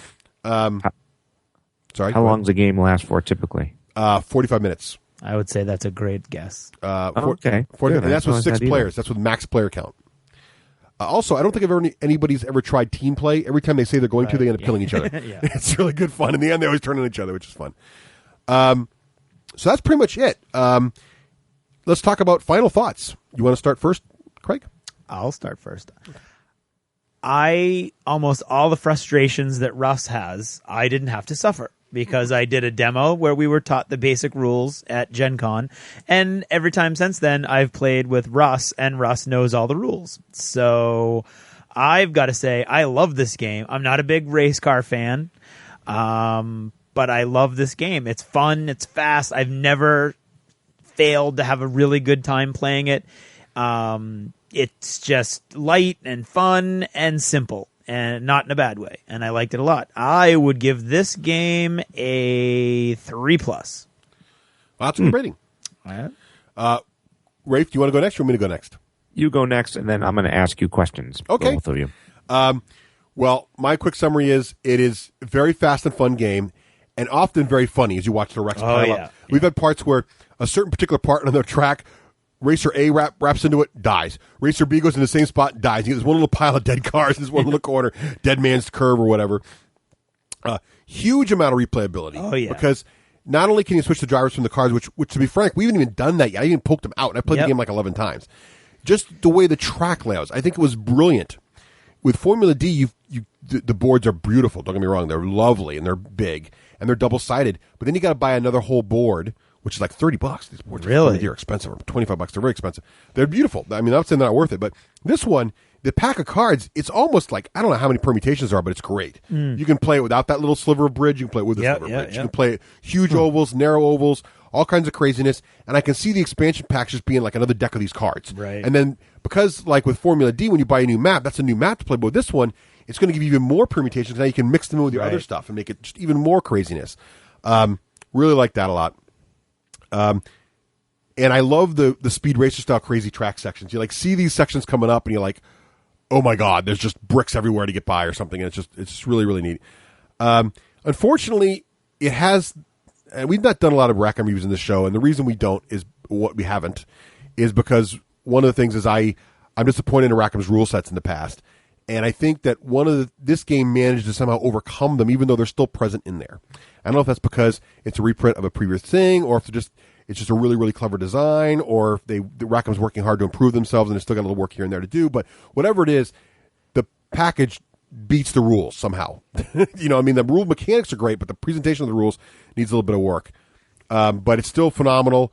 What I did do to overcome the rule system was, as you heard me trying to explain the different mechanics of ramming and dodging and everything else, and all being different numbers, is I made a quick reference sheet and I put it on Board Game Geek, and I put a link in the show notes to it, that just sort of summed it all up in a way that you can look it up, and it each says one sheet. The fact that this doesn't come in the game is a crime. That should be in there. The quick reference sheet would solve a lot of problems. The neat thing about the reference sheet that Russ has made is it's a little way of you having Russ with you every time you play. That's right. You can say hello to me every time you play the game. You don't need to have the Russ of your group, because Russ himself will be there. If you go to the file section of Russian Crush on Board Game Geek, you'll see my file there, but I'll put a link in the show notes for that too. Still, though, despite those... What do you rate it? It's a great game. I think kids will like it. I think adults like it. I think it's I'm going to give it a 3+, and I would go lower, I think, except for the rule. I wish the rules were written better. But even despite that, I haven't seen a person yet sit down this game and not just have a blast and want to play immediately again. That's very true. I don't think we have played just one time. I mean, the game sold itself to me for $50 in the middle of Gen Con, having no preconceived notions I was going to like it, going in and trying it with a demo, with the basic rules. So, totally cool. This is my question for both of you. I haven't even, literally have not even seen the game, so I can't even rate it. Is this in the category of, Race for the Galaxy, as far as when you're in that kind of mood? Never played it. No, wrong thing, wrong game. Galaxy Trucker. Oh. Well, I'd say it's quicker. It's quicker than Galaxy Trucker. It's got simpler setup. Galaxy Trucker is a light, fun game. This is but Galaxy Trucker is longer play time. I mean, light in terms of theme, but you're right. It's heavier in terms of game time. So it's more random too. Galaxy Russian Crush is so less unique. random. It's hard to compare the two, but Galaxy Trucker is more random. Yeah. I would rather play Russian Crush. That's kind of what I was getting at. Yeah. I don't think it's fair to compare them because I love Galaxy Trucker, but I think. Well, without comparing them, I'd rather play Russian Crush. Okay, there you go. But Russian Crush is more of a filler. Definitely faster. Okay. That's what I wanted to know. All right. Anything else? Nope. Do you want to even take a shot at rating this? Rate your desire to play. After your description. My desire to play after hearing the review? 3+. Oh, that's pretty good. Oh, look at there you go. All right, so we have a consensus. I just haven't had a chance so I'll have to play to break it out next time we're at the store so you can try it out. I might have to trade you. I might have to trade you a game of Le Havre for a game of Russian Crush. I'd rather play Warhammer Invasion. I know. You do like that game. I do. More on that in the future. Yes. All right. In the not so distant future. And that's Russian Crush. There you go. When wives attack. This week, our When Wives Attack shout-out is hi to Audrey, my long-suffering wife of 23 years, who accommodates my gaming habits into our family routine. Love you lots. Rick from Joondalup, Perth, Australia. Hey everyone, this is Nicole, and this week I have a special guest with us. I have Sally from Fantasy Flight Games. Hello, Sally. Hello there. Now, Sally has been on the show once before a while back, but it was a while ago. So, Sally, tell us who you are and what you do for Fantasy Flight. Sure. My name is Sally Karkula. I am a producer at Fantasy Flight Games. So I am in charge of basically taking over a lot of the less creative aspects of game development. So a lot of the times I take games that come from like a foreign producer like Bruno Fadudi and Reiner Knizia and some of our foreign partners, and I'm the one that gets them translated into English and makes sure all the rules make sense and make sure that it's really up to FFG kind of. So does that mean you speak like 20 languages so you can translate that all into English? No, all of our foreign partners speak English better than I speak English typically, so that works out really well for me. Aha. So now what have you been working on since we last spoke? What have you been up to? I have been busy. I am typically busy. I usually have between 6 and 10 projects going on at once. Mm-hmm. I think as far as stuff that has come out, the Anima card games, both the reprint of the first edition and the second edition, I was in charge of both of those. I did a little bit of work on Red November. I did all the work on Letter of Mark, which isn't quite out quite yet. Now, what is Letter of Mark? What is that one? I haven't heard of that one. Letter of Mark is actually, it's a really simple game designed by Bruno Fadudi, and it is, I think, 3 to 6 players. And it's a very simple game just involving little pirate ships and treasure. You get 5 plastic treasure galleons, and 2 of them are protected. They have a little cannon on the bottom, and 3 of them aren't. You have 5 treasures that you're trying to put out to sea. And if you put out a high-level card that's like a 7, you will basically have to bluff your way and decide if you want to put a protected ship on top of that or if you want to do an unprotected ship. So basically you have like your 7 out in the water and you have a ship that's on top of it. Everyone's going to take a shot at you. If you have it protected, you actually get to steal their cannon that they use to shoot at you. Oh, cool. And that scores you a point at the end. It's very simple. It's really fun. It's going to be the first game I can play with my family. Oh, cool. Now is this like a little box game, or is this a big game? Like how big is this? It's one of the really small Silverline boxes. Okay. But it is completely 100% crammed full of pirate ships. So, crammed full of pirate ships. A game's got to be good if it's crammed full of pirate ships. Right, yeah. You open it up and you're showered with 30 plastic pirate ships. Very cool. So now you've also, I hear, been working on a game that the guys are really excited about, Descent, Sea of Blood. True. I have been working on that. That has been pretty awesome. I'm branching into actually helping our designers in-house. Yeah. So this is my first project that I've actually been in charge of doing creative actual design on. Oh, cool. And with Kevin Wilson to create the dungeons for Sea of Blood, which is going to be an awesome expansion.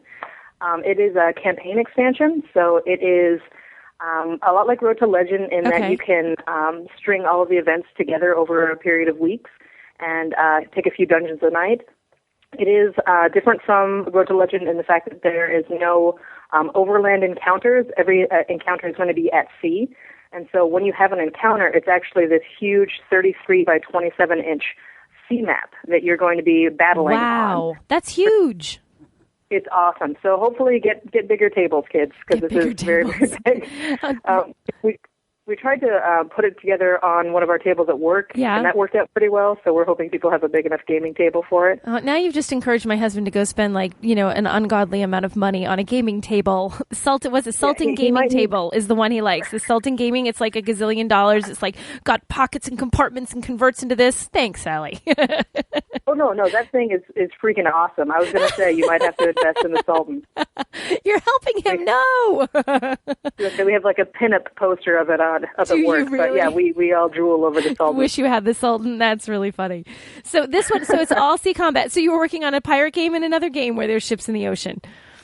Yes, yes, indeed. A little bit simpler with the little cannons and the tiny plastic ships. Right. And these are actually like you're playing on a 33-inch map, and it's an actual pirate ship that you put together. So instead of using like the little dungeon tiles to put together a dungeon, Gotcha. You're building a pirate ship.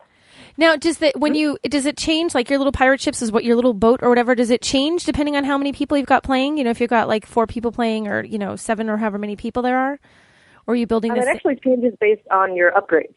So you start off with like a sloop, which is just like the front piece and then a little end cap. Okay. And then you can actually put more cannons on, and that expands the ship. And you put on like another mast, and you can sail faster. And it actually gets pretty huge. Yeah. But it's all based on how many upgrades that you put into your ship. Ah, very cool. Now, for this campaign, because the other campaign, Road to Legend, is this time-wise, do you think it would take about the same amount of time for the Sea of Blood campaign, or do you think it's longer or shorter than Road to Legend? I would say it's probably right around the same amount of time. Okay. We add on to the dungeons. Like, we start off our dungeons, I think, on level number 45, so you can mix in all the dungeons. I try to have all the dungeons that you experience, like when you go in and you do the free dungeon thing every time you explore. Right. I try to make them comparable to Road to Legend. So, it should be right around the same amount of time. Cool. So if you had to describe, like, sort of like a typical encounter at sea, like what are the boarding actions, like the process of how it would go through from once you got out at sea and you're out there duking it out? Well, it's pretty fantastic, actually. There's spaces that you can go to from boat to boat where you can actually use an action to swing to the opposing ship, awesome. Or you can swing basically out to sea. So there's these little like rope spaces, yeah, and that's usually how you get from ship to ship. A lot of people are asking about the lieutenants from Road to Legend not being able to be used in Sea of Blood, and the main reason for that is because they can't swim. So all of the monsters, we give you all new monster cards with the Nagas having the swim ability, and a lot of our monsters being able to navigate on top of water. Very because cool. It's so water heavy, you can't use a lot of the guys from Road to Legend because they would drown. So, and like the giant, he has swim just because he's too big to sink. Gotcha. But, that's the primary reason that we can't have them. So could you like fight a ship full of beast men or something? Oh, most certainly. Most certainly. Instead of having where they would spawn from an area that is outside of your line of sight, there's an actual like cabin door leading down to the bottom of the ship, and that's where all these monsters are going to be spawning from. Gotcha. So they're all hiding below decks. Right. Exactly. So they're all going to be spawning from that point and coming up to kill you as best you can. All of the first levels of a lot of the dungeons, you're actually having. There's ship-to-ship battles where you're using cannons to try and blast everybody, and there's also like ship-to-island battles. So the first dungeon that you're going to encounter is actually an outdoor encounter on an island. Oh, so you have cool. to fight your way from the sea onto the island and down into the cave before you have the other two. Very good. So are there forts and stuff, or is it just an island? It's just the island so far. On one side of the map, it's just the open ocean, and on the other side, we have the island. Yeah. And then we offer you like shallows and coral beds or sandbars, so you're able to navigate back onto the island. Gotcha.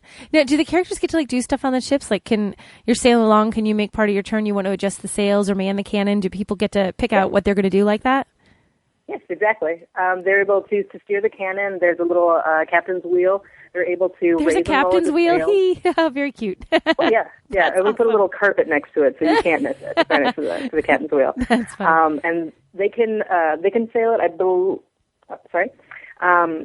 believe that the monsters can do the same. And actually, one of the lieutenants is a ghost ship.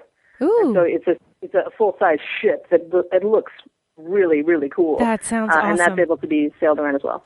Very neat.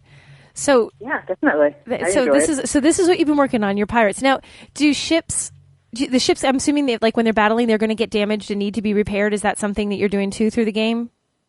Yes. The ship has a certain amount of hit points, and the ship needs to be maintained. It needs to be repaired. All of the ports. There's a lot of the ports that have that ability to be able to put money into your ship and either do the upgrading or do repairs. Yeah. A lot of people wondered about the home port or the home city. Right. There is no such thing in this one, which is nice. You just go back to the last place that you ported. Oh, okay. It's playable with absolutely all of the expansions. Road to Legend is a little bit more difficult just because we can only use the rumors and the dungeons from Road to Legend. Yeah. But I'm sure that there's going to be some really pioneering people out there that will definitely figure out a way to come up with their own ways to. Now, are there new Overlord avatars with this one? Oh, most certainly. Yes, definitely. Very cool. We have Mistress of Serpents, who is like a queen of the Nagas. We have Master of the Hunt, who is in charge of the Hellhounds. We have Captain Bones, who is in charge of Skellingtons.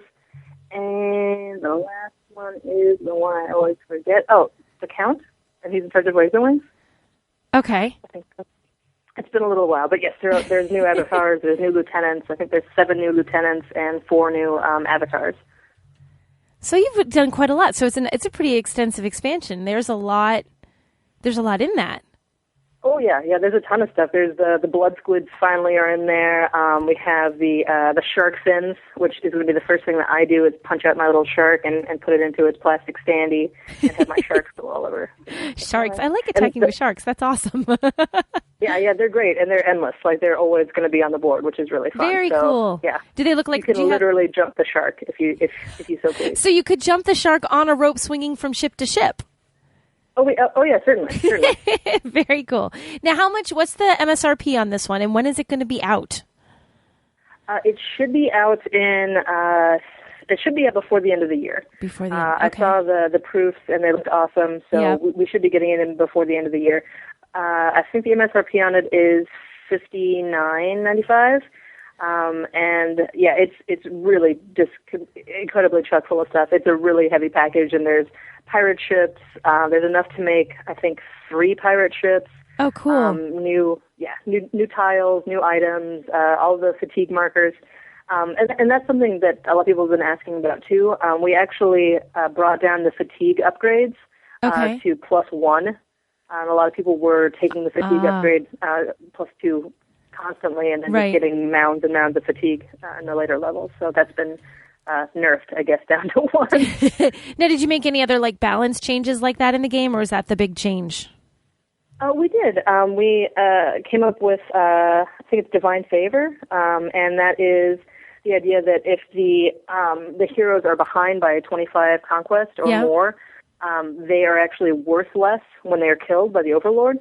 And if the Overlord is so many points ahead of the heroes, then they're actually, strike that, So if the Overlord is winning, it basically makes it harder for him to win, or it makes it less of a motivation to kill these guys. So that is very cool. At a 4, and the Overlord is just wasting everyone. He's going to be reduced down to a 3 and then down to a 2.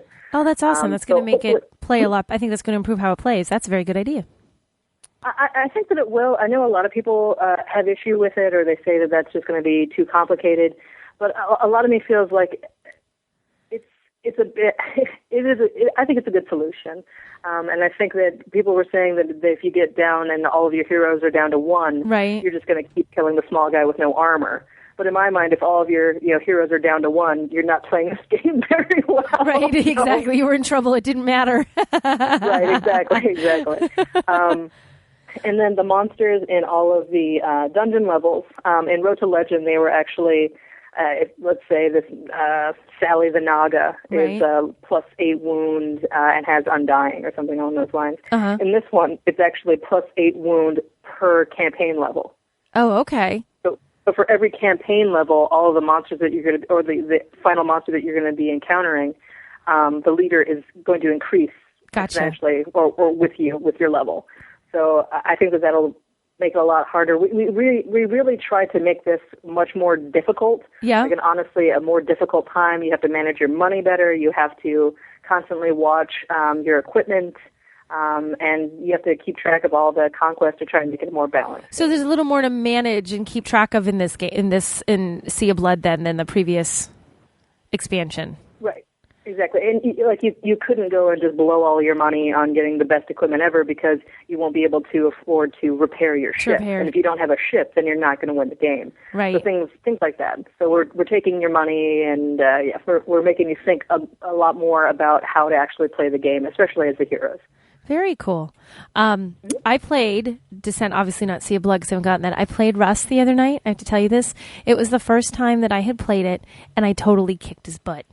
I completely won. So, and the thing is, Russ loves this game. Russ talks about this game and talks about this game and talks about this game, right? So I'm like, okay, I'll play it. I really want to know how to play it. It's going to be awesome, I'm sure. Let me show you. And as he's trying to, you could do this, you could do that. Well, couldn't I do this and kill all your guys? He's like, oh, yeah, you could do that. So I totally owned him. I was so excited. I'm like, that's going to give me bragging rights to all of his friends for like months. I'm going to be like, yeah, you think you can play better than me? I beat you at Descent first time out, buddy. Remember that one time, and now you have to never play it again now. I know, because if I ever lose, it's like, oh, now it doesn't count. My last game was a loss. All the mojo from the first one is worn off. Exactly. Now, we played, actually, I played another one of your games the other night. I played Battlestar Galactica with the Pegasus expansion. It was the first time I have ever gotten to play it with a Pegasus in there. Mm-hmm. And it was awesome. You finally got to the Pegasus. You got to New Caprica? We did not get to New Caprica. We did not get that far because we were playing, and it was a work night, and this whole like job thing in the morning where people had to get up, whatever. So they couldn't stay up late enough. I have no idea what that's like. You have no idea at all, right? But it was. I really liked it. It was fun. I really liked having the extra characters in there. Although someone pointed out that all the extra people were there were tons and tons of women for the new characters that you could play. Yeah. But I really enjoyed that, actually. Oh, you know what I have to say too? You were last time I talked to you. There's another woman that works with you at the office who does the artwork. She had been in charge of doing some of the art and design, I guess, on some of the graphic stuff on some of the games. And Zoe Robinson. She's in charge of all the artists. Zoe, did she? Okay, the one I can't think of her name, and I'm looking at Russ over my shoulder trying to remember. But on Descent, there's this one chick that has a red outfit that is the most scantily clad. Well, yeah, that's Red Scorpion. We don't talk about her. Yeah, okay, I was like, where was Zoe when Red Scorpion was made? I'm like, those things defy gravity. I was wondering what happened to her. No, Zoe was not around. She was not Scorpion. present. That is an embarrassment to all of us. If you bring it up in front of Kevin Wilson, he will just look with disgust. Yeah, we're all very embarrassed by that. Because I'm like looking through all the cards. I'm like, whoa, hello, there's one. And she's like on the back of the book. She's in all the artwork. I'm like, somebody really likes this chick. Yeah. I always ask if we ever do a revised edition of Descent, can we just do like a new art for her? Like that's the only thing. Revised, just Red Scorpion, and that's it. Nothing but her card, her picture. Everything else will be the same. Yeah, it's pretty ridiculous. And actually, if you look close on a lot of the characters, the female characters, you're not really sure if they're wearing pants on a lot of them. Now I'm going to have to be going out and pulling the cards and going, no, yeah, she does look like she's not wearing anything. She's not wearing pants, is she? Yeah. You have to get Zoe on top of this. You have to get Zoe checking out these cards before they go to print. Well, that does happen a lot of the times to us when we're working with, sometimes we work with a partner and we come up with a piece of art and it'll be a strong, powerful woman, and then they'll be like, no, much bigger in the chest. The rest of she was the only one that was so busty, so well endowed that you went, holy mackerel! Somewhere along the way, she paid for those puppies but everybody else looked a little bit more believable. Yeah, I'm not sure if we have to use her that much just because we need to make up for that quota. Oh, yeah?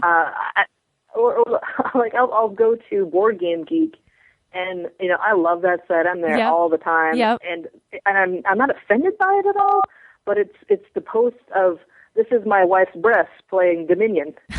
And I go, yeah? Okay. Really? And those are always all the guys are like, yeah. Those are the pics that always have the highest viewing on there. Those pics of people's wives. God bless them. I mean, most of the time they're not that attractive, and the games aren't that good. But everyone's like, yeah. I keep trying to think. I'm like, whose wife poses for that? I don't care what you got. Who's posing for that photo? Well, a few of the guys that I work with have done that as well, and they really just do it for the geek goal. Yeah. And I say, that makes you a pimp, right? That's technically what you're doing. How are they like that? They're like, no, it doesn't. Oh, no. They'll admit to it readily. They will admit to it? Oh, good for them. That Uber geek badge. So. That's funny. So now I checked with you, but you guys last year, you sent me the coolest picture of your Halloween party, and you don't have one scheduled yet, or are you having one? Oh, that actually, it wasn't even our party. That was just Halloween. Oh, that was just Halloween? It wasn't even a party? It was just how you guys went to the office? Yeah. That is too awesome. So, I'm thinking it was like an office Halloween party. Oh, no. We just all show up like that on Halloween. I think you need to send us another picture this Halloween of how everybody in the stockroom with all the boxes of Sea of Blood behind them. I will definitely try. I actually just took a bunch of pictures of everyone playing Warhammer Invasion over lunch. Which is what did we you? do. Very cool. God, it's a great game. And we all play it. I think we had an employee order when it first came in, and I think there's like 40 of us now, and we ordered 75 copies of it. Wow. So yeah, we definitely love that game. You know, Rafe We play likes that all one the too. time. Rafe picked that up at Gen Con. That's one of his favorite games too. Oh yeah. No, it's a great game, and I'm lucky enough to be able to like put together proxies of all the cards that aren't coming out until January or February. Oh, so you've got extra little bits nobody else has yet. Exactly, I sure do. The perks of working for Fantasy Flight. Yeah. There's others, but I think that's probably out there. That's probably out together there. A proxy deck. Excellent. Well, Sally, thank you so much for coming on and for talking to us about Descent, Sea of Blood. I feel like that needs an echo when you say that. Sea of Blood, blood, blood. So we were looking forward to that one, and definitely I know Russ will be picking that up 30 seconds after it hits his local game store. He'll be picking that one up. So thanks I do again. not think that he'll be disappointed. I don't think so either. I'm looking forward to it too. It's pirate ships. You get to swing from the mast like Errol Flynn. How cool is that? So, okay, everyone. And fire rune cannons. Yeah, see? So there's all sorts of good stuff. So, okay, Sally, thank you for being on. And everybody, we will see you next time. Bye-bye.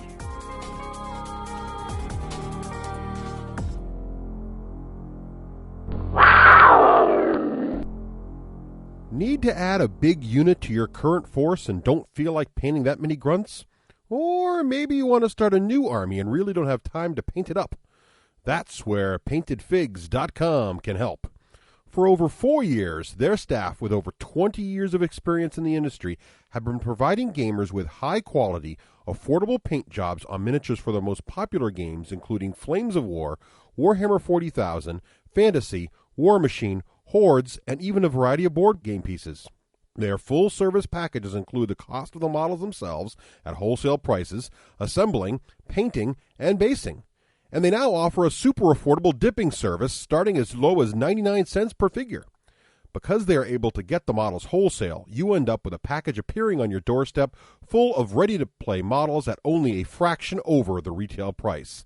That's why PaintedFigs.com is the official painting service of the D6 generation. Their name says what they do. PaintedFigs.com. High-quality miniature painting at the lowest rates on Earth. Even with shipping. Be sure to let them know the D6 generation sent you. Warning, warning, warning. This podcast is part of the Wargamers Radio Network. WRN. You have been warned. For more information, go to www.wargamerradio.com. Danger, danger, Will Robinson. Silence, you ninny.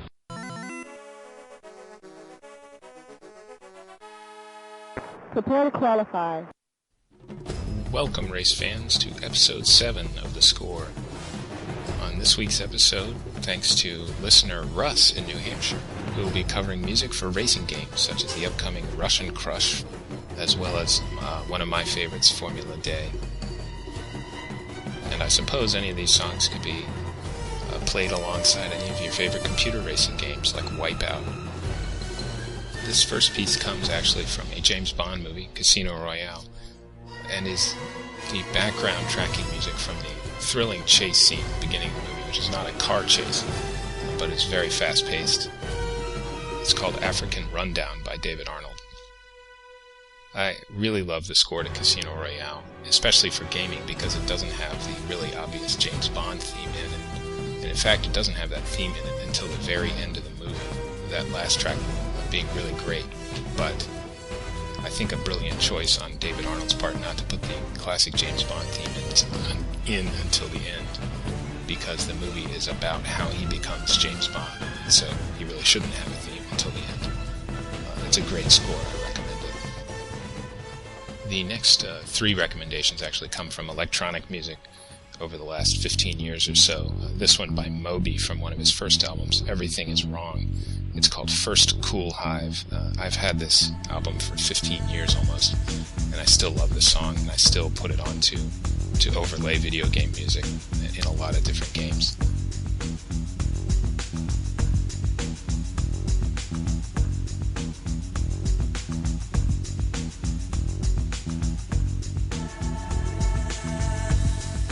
I went with some electronic selections probably because of video games like Wipeout. and some other racing games that really have pushed that forward as a type of music that matches really well with racing games. And as I understand, Russian Crush is a sort of high-tech, futuristic racing game like Wipeout, where you can shoot the other cars. So it made sense to me. This next track is from the English electronic ensemble called Fluke. The song is called Zion, and it's from the Matrix Reloaded soundtrack. And if I remember correctly, Zion is basically one giant dance club anyway, so it made sense in the movie. And I think the tempo and just the driving power of this song really works for racing games.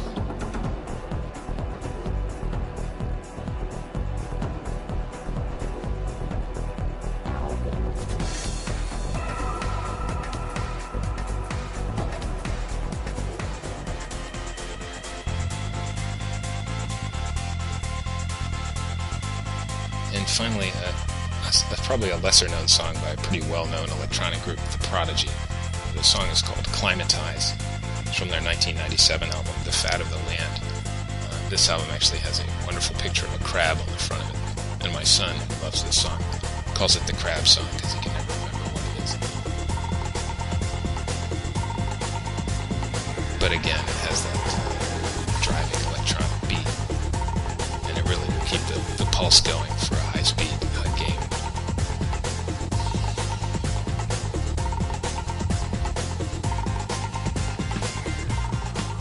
And finally, being a childhood friend of both the Blues Brothers and Spy Hunter, which when I was a kid was the coolest video game ever made. This is the Peter Gunn theme, actually from a 1958 TV series. The song is by Henry Mancini. This song is notable in music history because in 1958, TV shows did not have jazz music, and this one really brought jazz music home to a lot of TV viewers. Another little known trivia fact is that the pianist in Henry Mancini's band at that time was a young John Williams, who went on to score all of the Star Wars movies. Well, whether your favorite racetrack is in Talladega, Monaco, or the far future, hopefully this episode of The Score provided you with a few suggestions for your own games of racing in whatever genre you prefer. Feel free to email The Score at thescore.d6g@gmail.com. As always, I'm Ken Whitehurst, reminding you that you can forget to pit, but you can never forget The Score.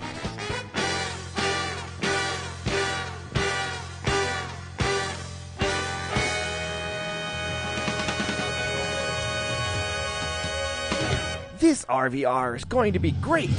I can't wait to show this Chaos Scum the bite of my Iron Breaker. Here I go! I've got him targeted. That black arc is moving way too fast. There's too many people on my screen for my ancient PC. Oh, no. I'm screen locked. Now I have to reboot. I'm just going to bed. Rafe, don't grip your pillow at night in PC frame rate paralysis. It's time to level up.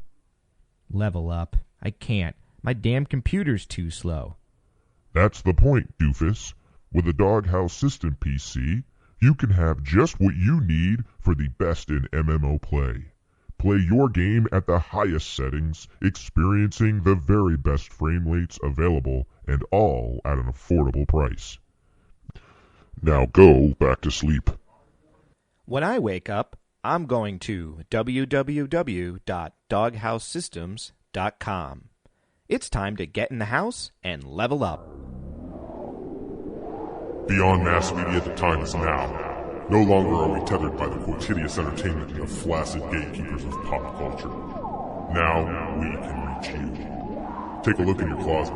How long has it been since you've seen something inspiring, nay, challenging? It's out there, and it isn't going to be kept from you any longer. Play a game that's got pulp. PulpGamer.com. And welcome back! Now we're going to go into segment 2 of the D6 generation. We're going to talk about Rogue Trader. Rogue Trader, we all played it. We loved it. Did we have Loved fun? I think we had fun. Yeah, we talked a little about it last episode, right? We did talk a little bit about it last episode. Dual starships under 2 GM's command, competing for the ultimate revenue stream in the universe. Indeed. And I had the coolest group. Well, by far. Well, because it was all three of us, so I don't think there's any competition there at all. So what is this thing? So, Rogue Trader is designed by Michael Hurley and Ross Watson of Ross Watson fame, of Celebrity Werewolf fame. Right. Is the second RPG based in the 40K universe, and it's the first that's fully done by Fantasy Flight Games. So we get to see now Ross and his team at their best. Mm-hmm. And it's interesting because he won a whole bunch of awards, a bunch of, what are they called? What are those awards called? What are you talking about? At Gen Con. The Ennies. The Ennies, right. He won a whole bunch of Ennies. I just totally brain cranked on that. That's fine. That's not an interruption. That's a lifesaver. And thankfully, Russ is back a little bit. Okay, so he was the big winner at Gen Con. He well was. Deserved too. Yeah, absolutely. Rogue Trader uses the same basic rules engine as Dark Heresy, which we reviewed in episode 5.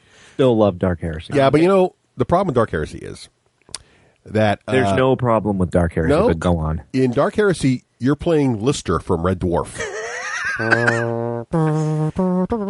Washing the windows of the spaceship. But here in Rogue Trader, you're not washing the windows, you're owning the freaking ship. That's you're true. not washing the windows. Okay, but anyway, you get what Russ is saying, okay? Because that'll come up in a minute. So basically, I just disagree with the both of you, but go on. I'm going to use this button on you in a second, Rafe. That's okay. It won't cost us $10. Good point. Okay.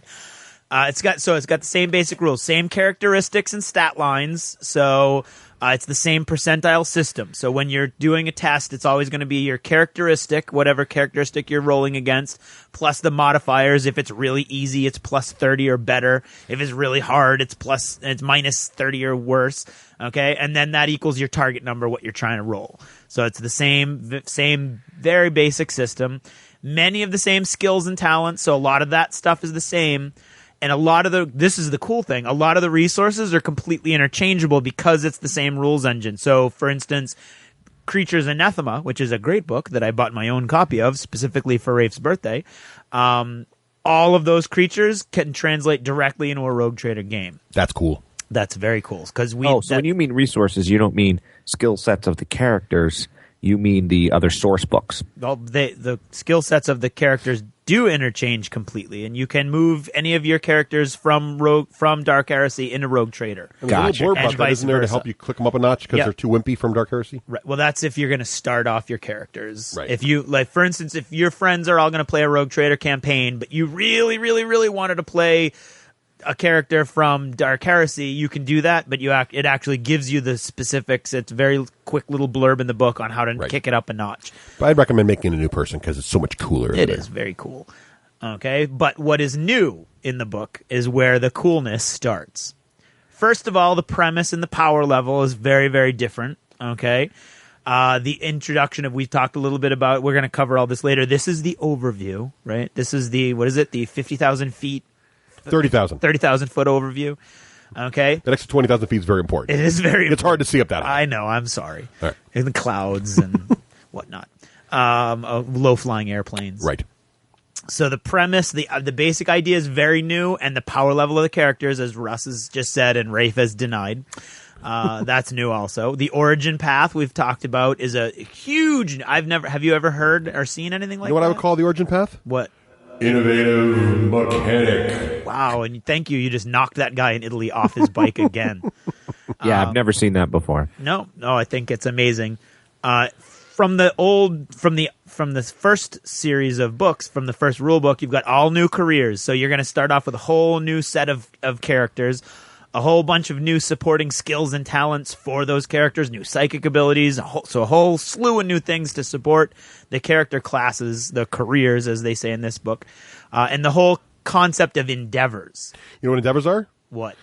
Innovative mechanic. I'm really sorry, Luigi. Okay, that was kind of racist. I don't know what you're doing over there. Send an email to Craig at the D6G. He's not being racist. He's remembering the guy. He was from Spain on his bike. Was he?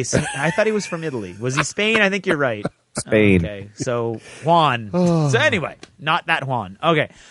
So Endeavors, another new thing. Macro role-playing is what we've been calling it because you're role-playing on such a huge level. Right. And then spaceship construction and combat, which they did very well, very basic and easy to follow through, but at the same time, it really supports a very more detailed combat system if you want to go into that. So it's a very cool... The whole game really kind of supports two different role-playing styles, which I think all bundled into one. Yeah, exactly. And we saw that, I think, in your birthday, because I think that other team was a little more crunchy, a little grindier, and we were much more fluffy and story-driven. Yep. Yes. And the book, I thought the book beautifully supported both.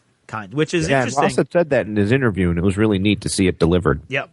Well, it's interesting to me because when we first looked at Dark Heresy before we'd played it, more than that very basic, quick game that we played that one night, I was intimidated by all the tables and all the crunchiness to it, and because I really think it supports a, dare I say, Matrix role player. Where it's like, I get to do 3 actions in 2.5 seconds, and and it's got all that kind of stuff in it if you want to go that deep. But it's so fluffy and it's so you don't have to. Exactly. It's supported by so much background that it's really just enjoyable. And that's what I remembered playing the original Warhammer Fantasy roleplay back in the day. Remember, Craig, when you had said, I don't know, these tables and I said, I remember playing it saying they were just there as a resource if I wanted them. Right. Yep. So it sounds like you saw that too when you GM'd the Rogue Trader. It totally won me over. And I liked it when you played the Dark Heresy campaign. Yes. I liked that. I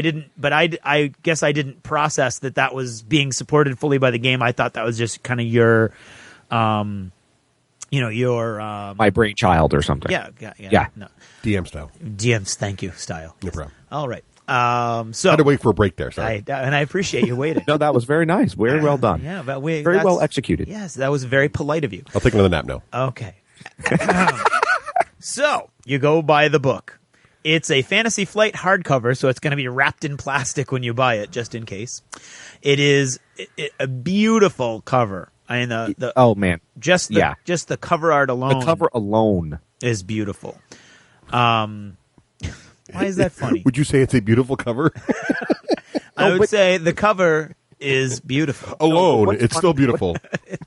What's funny about that is, I mean, we gush about the box and all that, but seriously, I look at that cover and go, that's the sweetest cover I've ever seen. You know what? I love the colors of not only the cover, but when you open it, the inside flap to the cover is beautiful too. It's got this, it's cool. It's like one picture over another picture, and the back picture has got this beautiful blue color that I just think is amazing. You know what happens when I don't interrupt? What's that? You get a 10-minute discussion on the cover.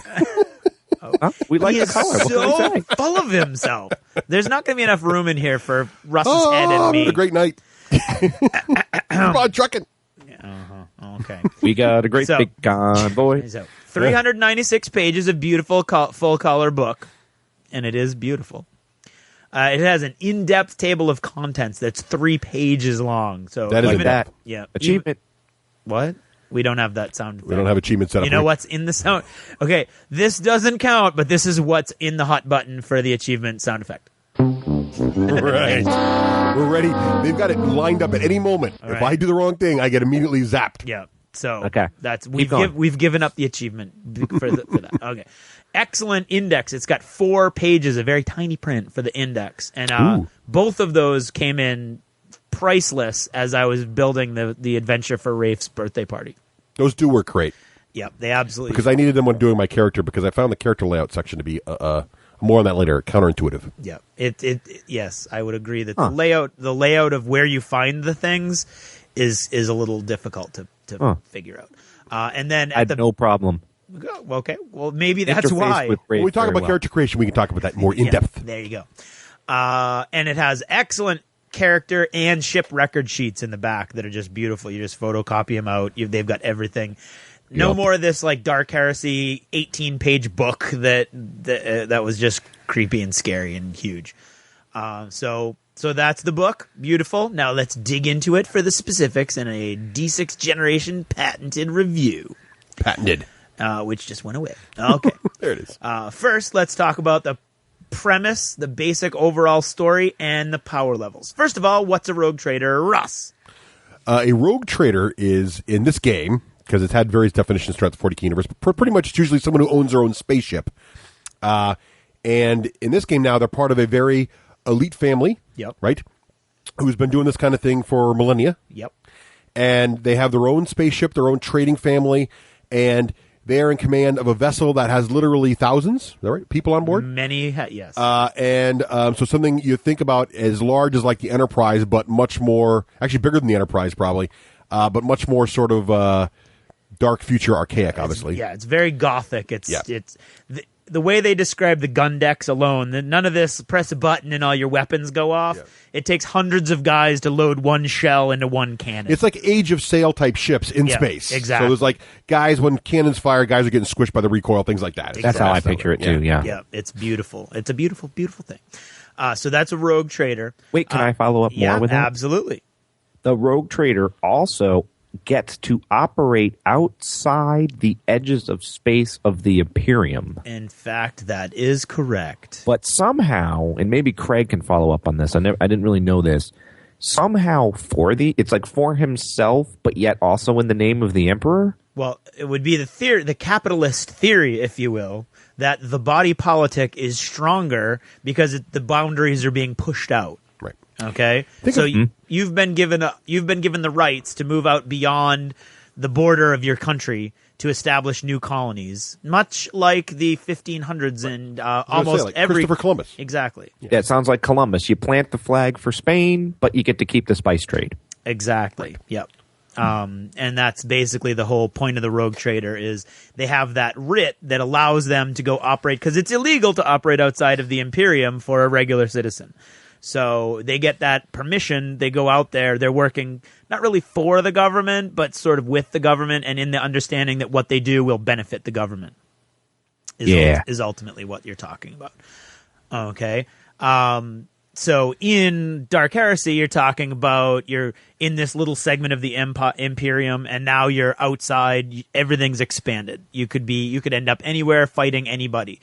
The foes that you're most likely to face, instead of going against Chaos and some Xenos, some aliens, and some heretics, now you've got the whole panoply of things that you could possibly run into in 40K. They're out there somewhere, and even beyond that panoply, because now you're outside of known space. You said panoply. Twice. Nice. Okay. You could go up against other rogue traders like we did at Rafe's party. You could go up against alien species. You could go up against Imperial authority, because quite often there will be some Imperial authorities out there that are trying to claim the same things you're trying to claim. So you could literally be fighting anybody or going against anybody in this scenario that they've built for you. Yep. And another change in the premise is the focus of the stories that are being told are no longer a small band of secondhand worker guys working for this big overlord guy who's somewhere far away. Now you are the cool guy and his go-to guys, and you're out there making your own story, basically. Right. Which I thought was awesome. Now, Rafe, as the major proponent of Dark Heresy, did you feel that change? Oh, yeah. Yeah, I had trouble envisioning it, but playing it, sort of playing at the level where I had squads of guys. And I don't mean Russ and the other player characters, but this concept that I had squads of guys under me was really fun.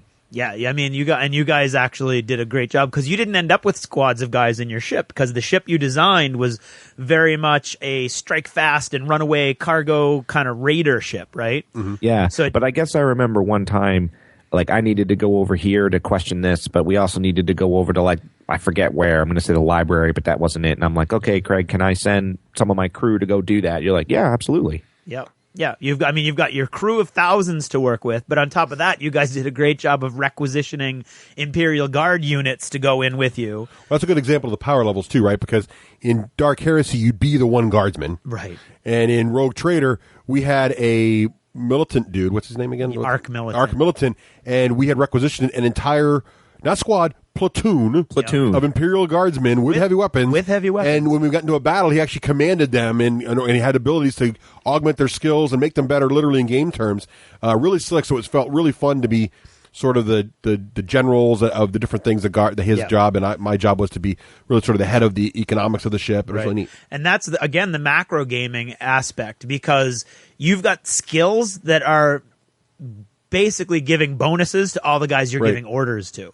And that was huge when the Dark Mechanicum guys on your ship started to go haywire, and you ended up having to do a massive pincer movement. We had a big battle happen in the guts of their ship, and a whole bunch of Adeptus Mechanicus guys kind of went rogue and attacked not only the security forces on the ship, but the Imperial Guard guys were brought in as well. There's a Twitter picture of that up there. Excellent. And I kind of wondered, like, I remember originally saying to Craig in the hotel room back in Gen Con, well, how is it going to be fun if I'm the rogue trader and I'm like, Russ, go do this, and Will, who played the arch-militant, go to that. But then in the game, what I realized is I modeled myself like after Captain Picard. So I'd be like, okay, Russ, I forget Russ's character's name. And I'd say, give me the layout of what you think we should do. And he could then role play his character. And then I'd say, okay, Will, give me what you think you should do. Yeah. And then I got to role play to be Captain Picard and pick which one I wanted. Right, and you had the excuse me, the material and the personnel to actually pull it off. Yeah, which I think was a lot of fun for me setting up. So you've got that. Also, your starting characters. This is where Russ was saying that they tell you to bump it up.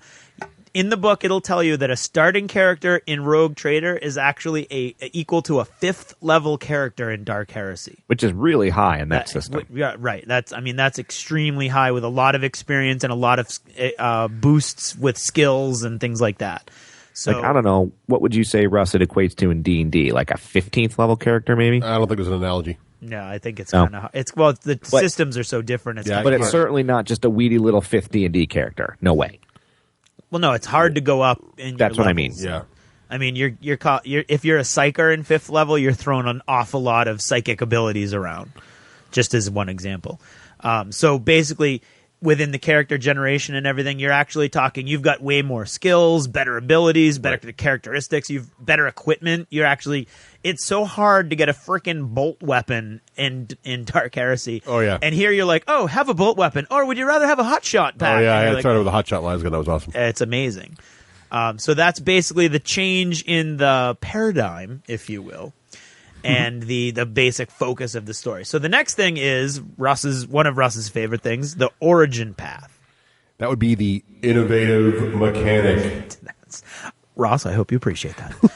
Okay. The origin path is the way that you're going to basically construct your character, and I've never seen it done this way before. Very cool. It's very, very cool. It's a structured way to make your background story. And build in your character's abilities at the same time. Yeah, exactly. 2 for the price of 1. Exactly, indeed. It comes with a chart, and the chart is a 5x6 grid, and then underneath the 5x6 grid is 8 more squares, because it goes out. The bottom row basically has 8 instead of 6, so it's a big grid.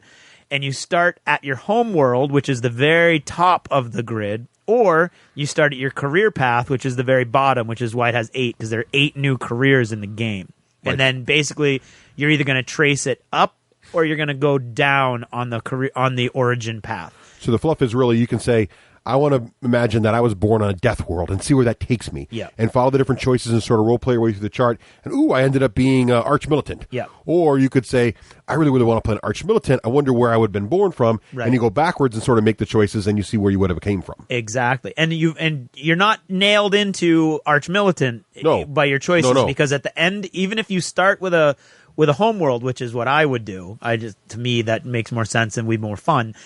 At the second to the last row, you still have 2 or 3, depending on what direction you went, choices for your character career class. And as you go, each choice you take, you're going either directly below or above where you are now, or one to either side. So it's going to slowly zigzag up or down depending on what you're doing. And as you go, it builds your stats. It gives you all your skills and talents, because every choice is going to be giving you skills, talents, equipment, and building your background story at the same time. So what are those rows? Rafe. Sorry, my brain was locked up. It doesn't you do get to roll your stats beforehand. They just add, because I was sitting here listening to that thinking, people going, man, that sounds like I might get pigeonholed into an area you don't want to do. I think it adds to that beginning framework. Yes, you're right. Well, it's weird. Here's where I think the layout of the book confuses me. Because you do roll your stats first. Yes. Well, actually, that's weird too. You don't necessarily roll your stats, right? You can either roll your them stats or you can distribute points. Yes. So the premise of distributing points is you know where you need to put your points. But in that part of the book, if you're reading it chronologically from beginning to middle to end, you don't really know where to put your points. Because if you think you want to play what was I? I can't remember my name. You were a seneschal. Seneschal, right. So if I want to play a seneschal, which is a guy who handles the numbers, I don't really know, being new to the game. It's like if it's D&D, I know a cleric needs wisdom, but I don't know what the heck a seneschal needs. So what would I want to pump up if I want to be a halfway decent seneschal and not totally suck at it? Well, it turns out it's fellowship. But nowhere on page roll your stats does it talk about that. Then I go, I'll flip ahead to the origin path. But nowhere in the origin path does it talk about that. So you got to flip all the way and find the seneschal area. And even then, it doesn't really list what stats are important. You got to kind of look at the skills and say, most of the skills depend on fellowship. I guess I better do fellowship. But there's really what's kind of missing in there, just a little minor ding, is there's no easy way to say, hey, if you want to focus on this character, because I think D&D 4 kind of does a reverse thing. It's like, I want to play an elf. Okay, here's what you should do to be an elf. Right. Here's the skills you want to maybe look at. You can do what you want, but here's what they suggest. There's no really like that in this book. It's sort of like, it's kind of cool in one way because it's just like, hey, man, don't be a power gamer. Just roll your stats and follow your origin path and see where it leads you. That's totally cool. But if you want to have I don't consider myself a power gamer, but I did want to have a competent character, and I found it hard to figure out that part. I don't think that D&D 4th edition approach would really work with Rogue Trader, but there could very easily be a happy middle ground. Yeah, that's all I was saying. That's funny you should say that, and you're obviously not a Matrix gamer. I didn't even notice that at all because I just want to build the fun character, and if the Rogue Trader needs fellowship and he sucks at it, I think it's kind of fun in a weird way because I'm like, I don't know. I now see what you're saying, but I didn't notice that at all. Okay. Because I would have done what you just said. I'm going to make my stats, and I'm from here, and I get a boost to here. I could care less if it made my one skill better or not. Right, but I mean, I also see Russ's point. I do. Now that he said it like that, I totally see his point. Yeah. But back around to the point at hand. Right. Rafe, okay, yes. Could you enumerate for us the rows on the origin path? Yes. You start, I believe, at the top, not the bottom, but the top. You have Homeworld. Yep. Birthright. Okay, what's Birthright? Do you remember? I think the Birthright, like mine, was like nobility or something. Birthright is basically your class, your social class. Yeah, your social standing. Class. Yeah. Lure of the Void. Which is what? I don't remember that one. Why you left your homeworld. It's why you left your homeworld. What was the this is the part that's really cool. I think I love this part of the game because the system, because it's like, where was I born, and then what family was I born into? So I was born on an imperial world and I was noble. I was born on a death world and I was in the military, from a military family or whatever. And then it's like, well, why did you leave your home planet? Well, that's the lure of the void. What pulled you off the rock, right? That's cool. Now what? Trials and Travails. This is my favorite one. And what is that? That is what you've gone through in your life. What have you either succeeded at or suffered at? Now, are there any successes in Trials and Travails? I thought they were all negative. They're usually sort of dark. Like mine was, so it's sort of like the big life-changing event, at least one that happened to you while you were in the void. Right, yeah. Working your way up to being on this vessel. And mine was, for example, like Dark Voyage. So I was on a spaceship and basically something bad happened. And I wrote it up as being like there was a crazy hybrid gene still running around killing the crew, kind of like aliens. Yeah. But it could be anything. It could be whatever you want to make it, Yep. And again, it's going to give you some extra special skills that are keyed to that event from your past. Yes. Right. Yes. Okay, what's the next one? Motivation. And what's that? I remember that being, what motivates your character. Right. What does he wake up in the morning and want to do? What does he want to achieve? What drove him into the career path he took? Exactly. What is he now looking for out of life and out of his career? And the final one is? Career. The career. What is he doing now, and what has he probably been doing for a while? Because remember, these guys are now statted up and equipped as if they're pretty big wigs in whatever field they've chosen. Right. So this has all happened a little while ago.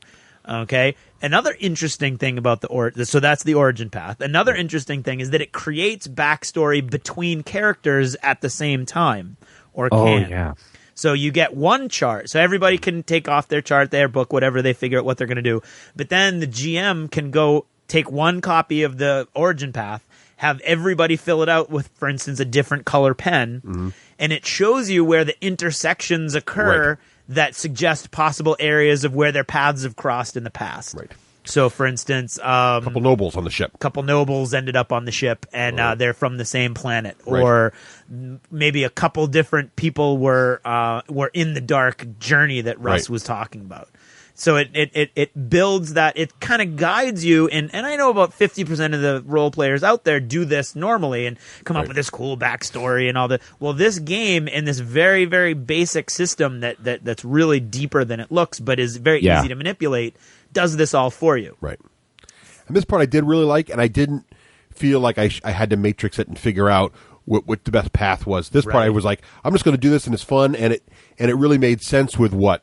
Like I was like, ooh, having a dark voyage would really make my character maybe, a little sturdier, and it did. Yep. But it wasn't like I had to examine what the methods were. Well, the fun thing for me is I think that there's no optimum origin path, quote unquote. Right. I mean, all of the bonuses or negatives, because some of them give you negatives, they're all pretty much basically the same. Right. And some people that we know tried to find the path that would constantly give them the same bonus to try to boost it up, and that's actually built into the game as well. So there's a little control a little control knob there for people who are trying to matrix that system. So to give you an example, okay, my character comes from a hive world. Okay, but he was from the learned caste, the savant, so his family was into studying and knew a lot about the world that they came from. He felt duty-bound to leave his planet, however, to serve the Imperium. Unfortunately, while he was serving the Imperium on probably a naval ship, his ship was lost with total loss of life except for him, greatly scarring him.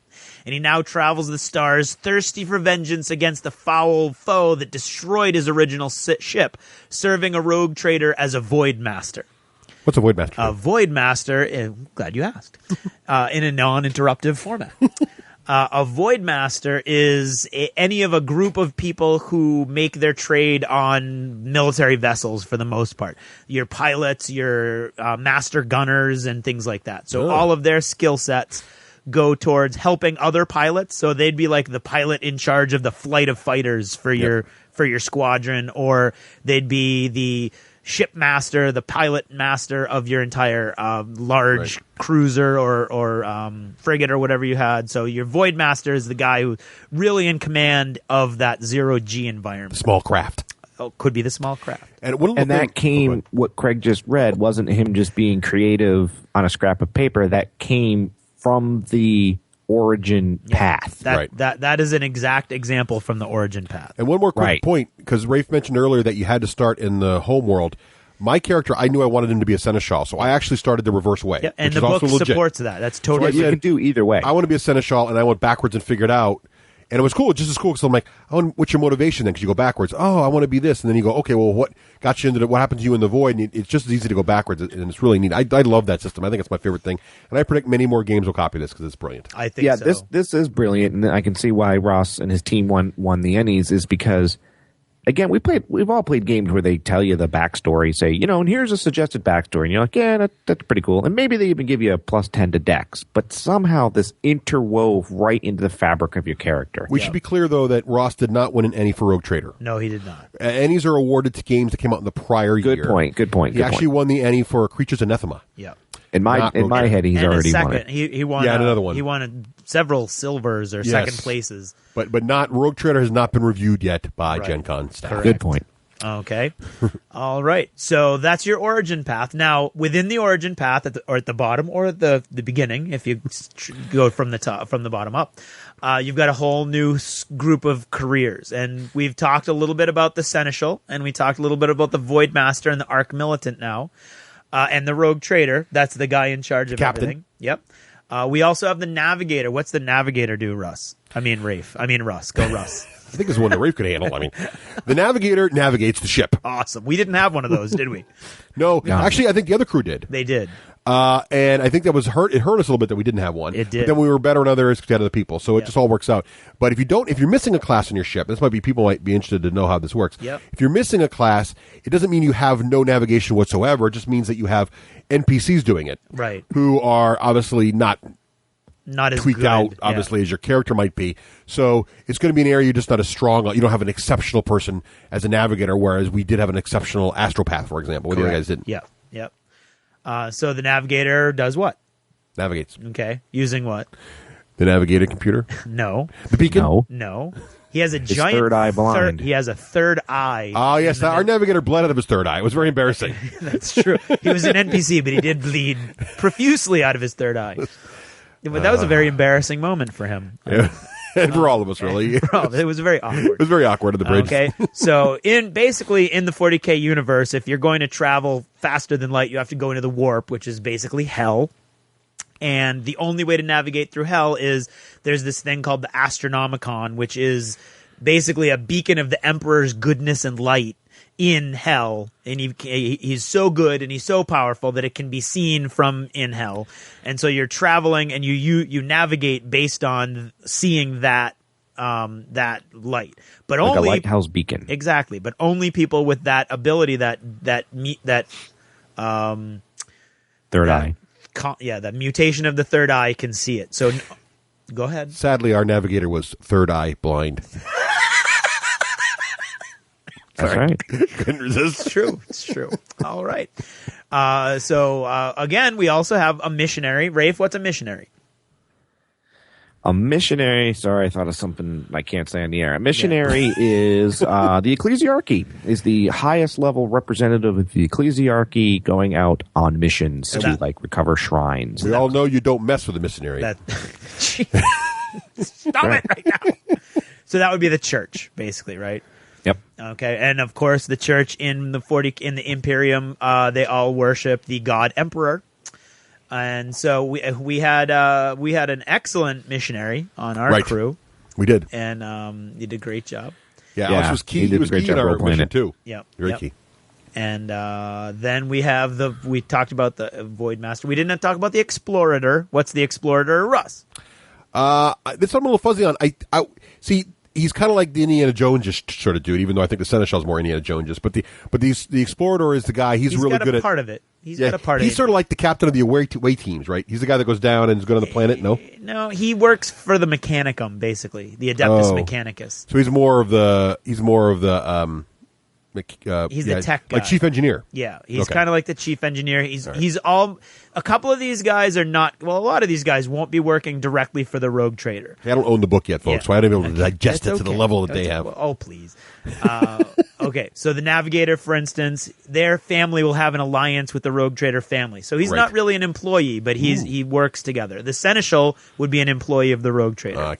The Missionary wouldn't be an employee. He's more working for the church, but with a common goal. All right. The Explorator is the same way. He's actually working for the Adeptus Mechanicus, which is the god, the machine god church, which is it's a very awkward. Yeah, weird. for those who don't know, in 40K, the technology is worshipped because they don't really know how to maintain it properly. Right, and it's more like magic. Right.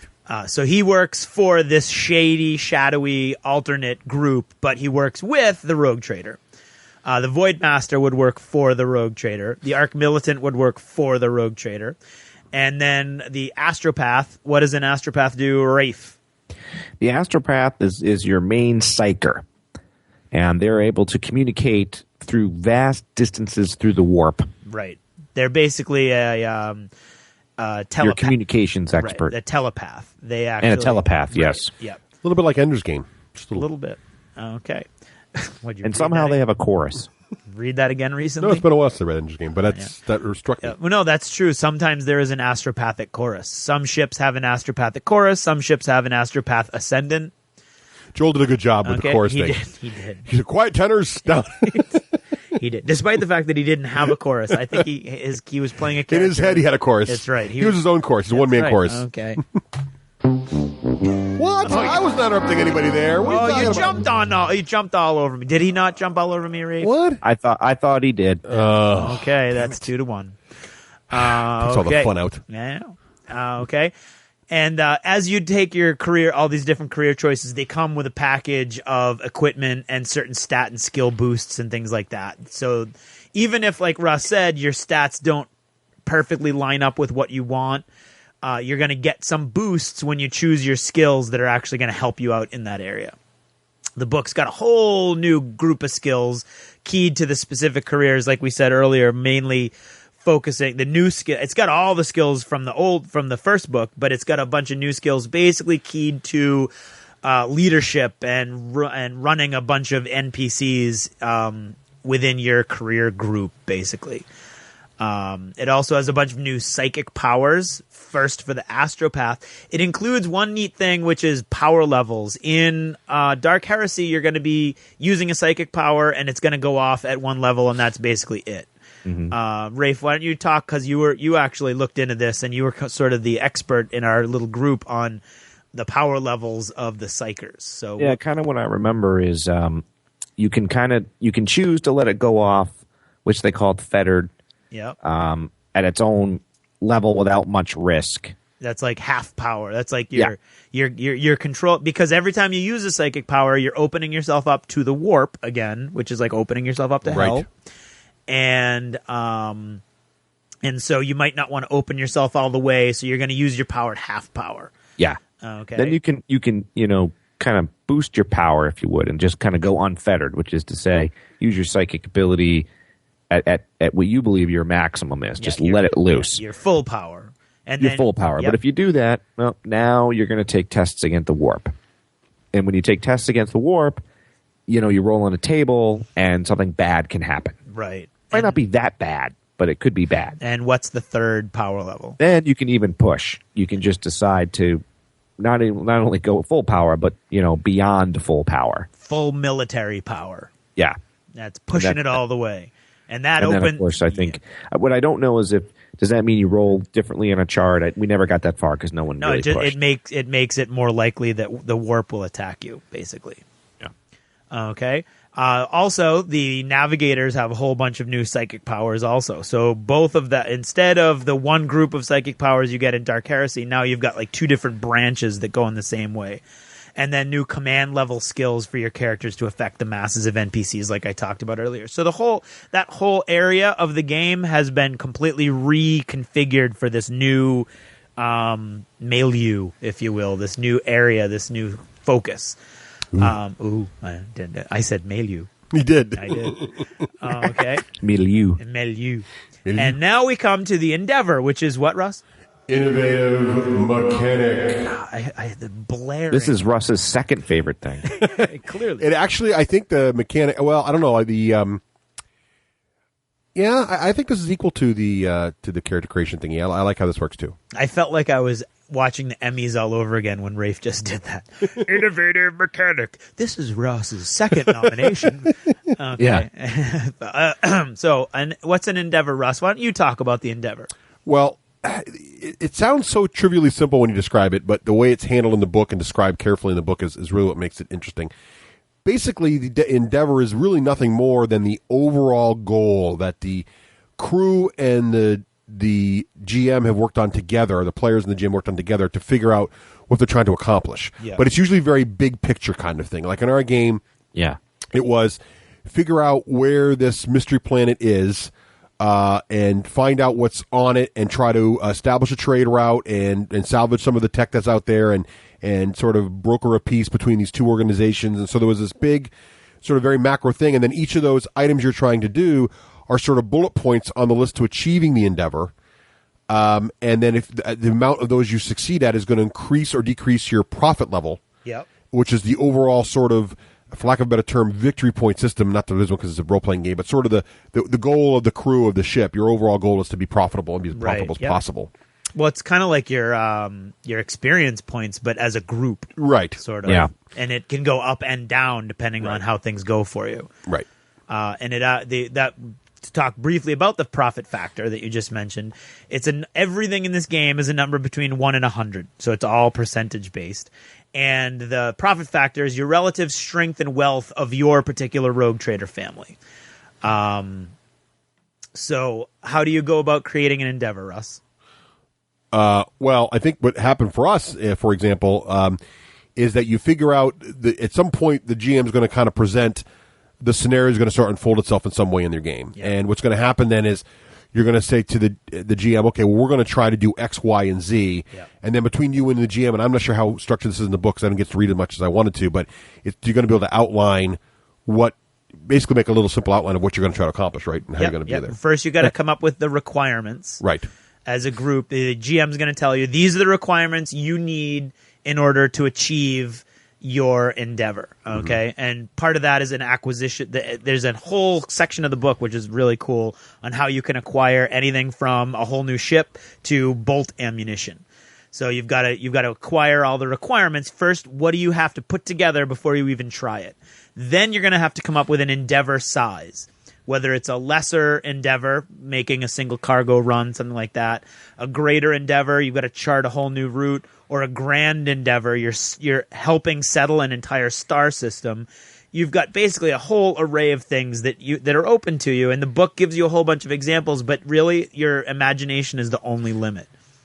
Once you have your endeavor size, you've got to set your objectives, which is usually broken. It's your sub goals, or I thought of it as acts. There were 3 acts to ours, 3 objectives, and each one is usually part of the endeavor. For instance, in mine, you had to find the coordinates of the planet and figure out what you needed to do, what you needed to accomplish, and then you needed to get to the planet, which in and of itself was an objective because there were multiple routes and none of them were really charted, so it was a very difficult journey.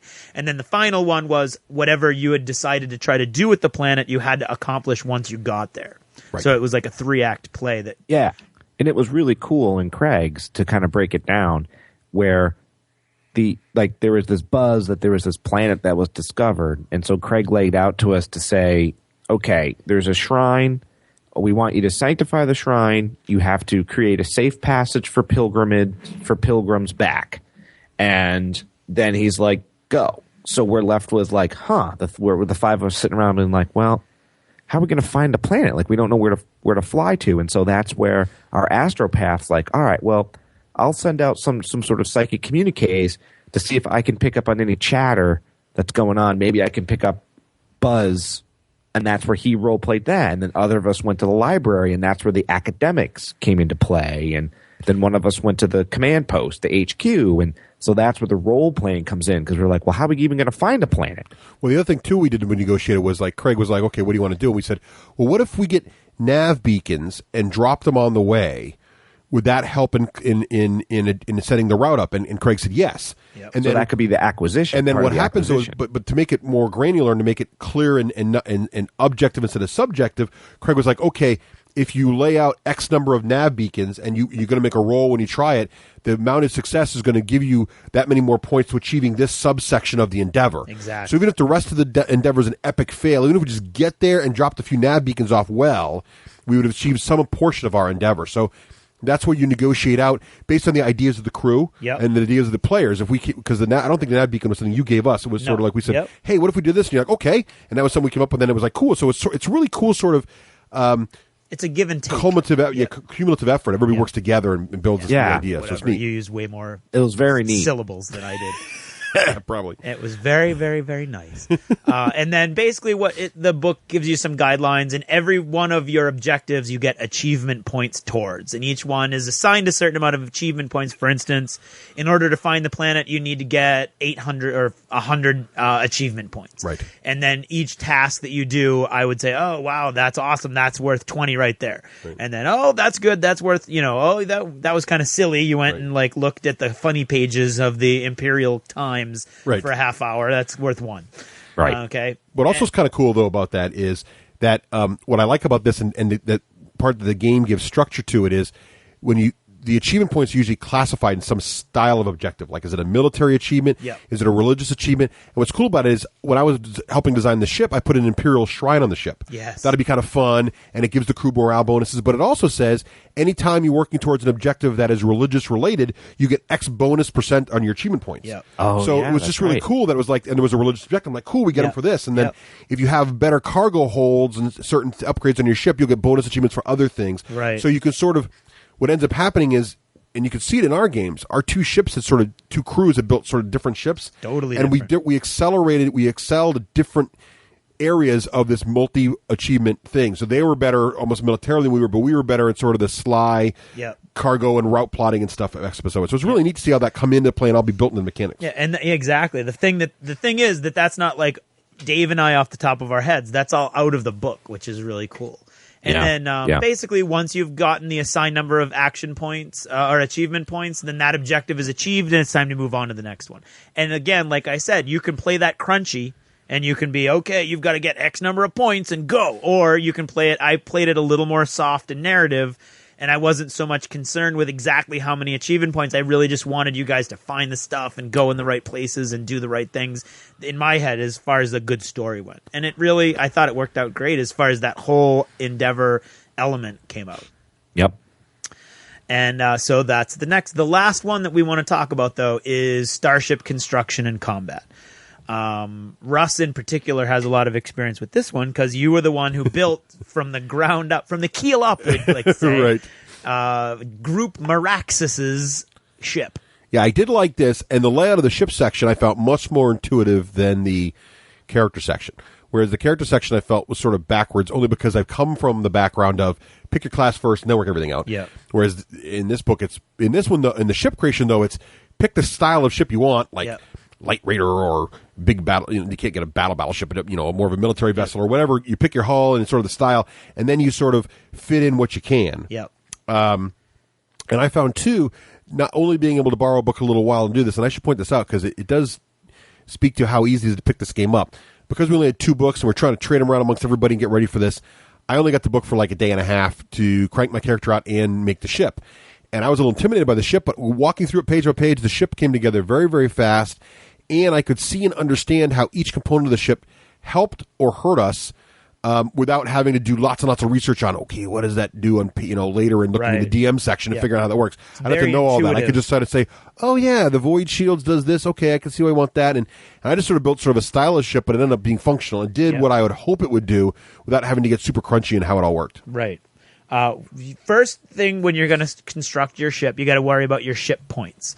And your ship points are factored in at character creation. And remember, character creation in this game is done as a group.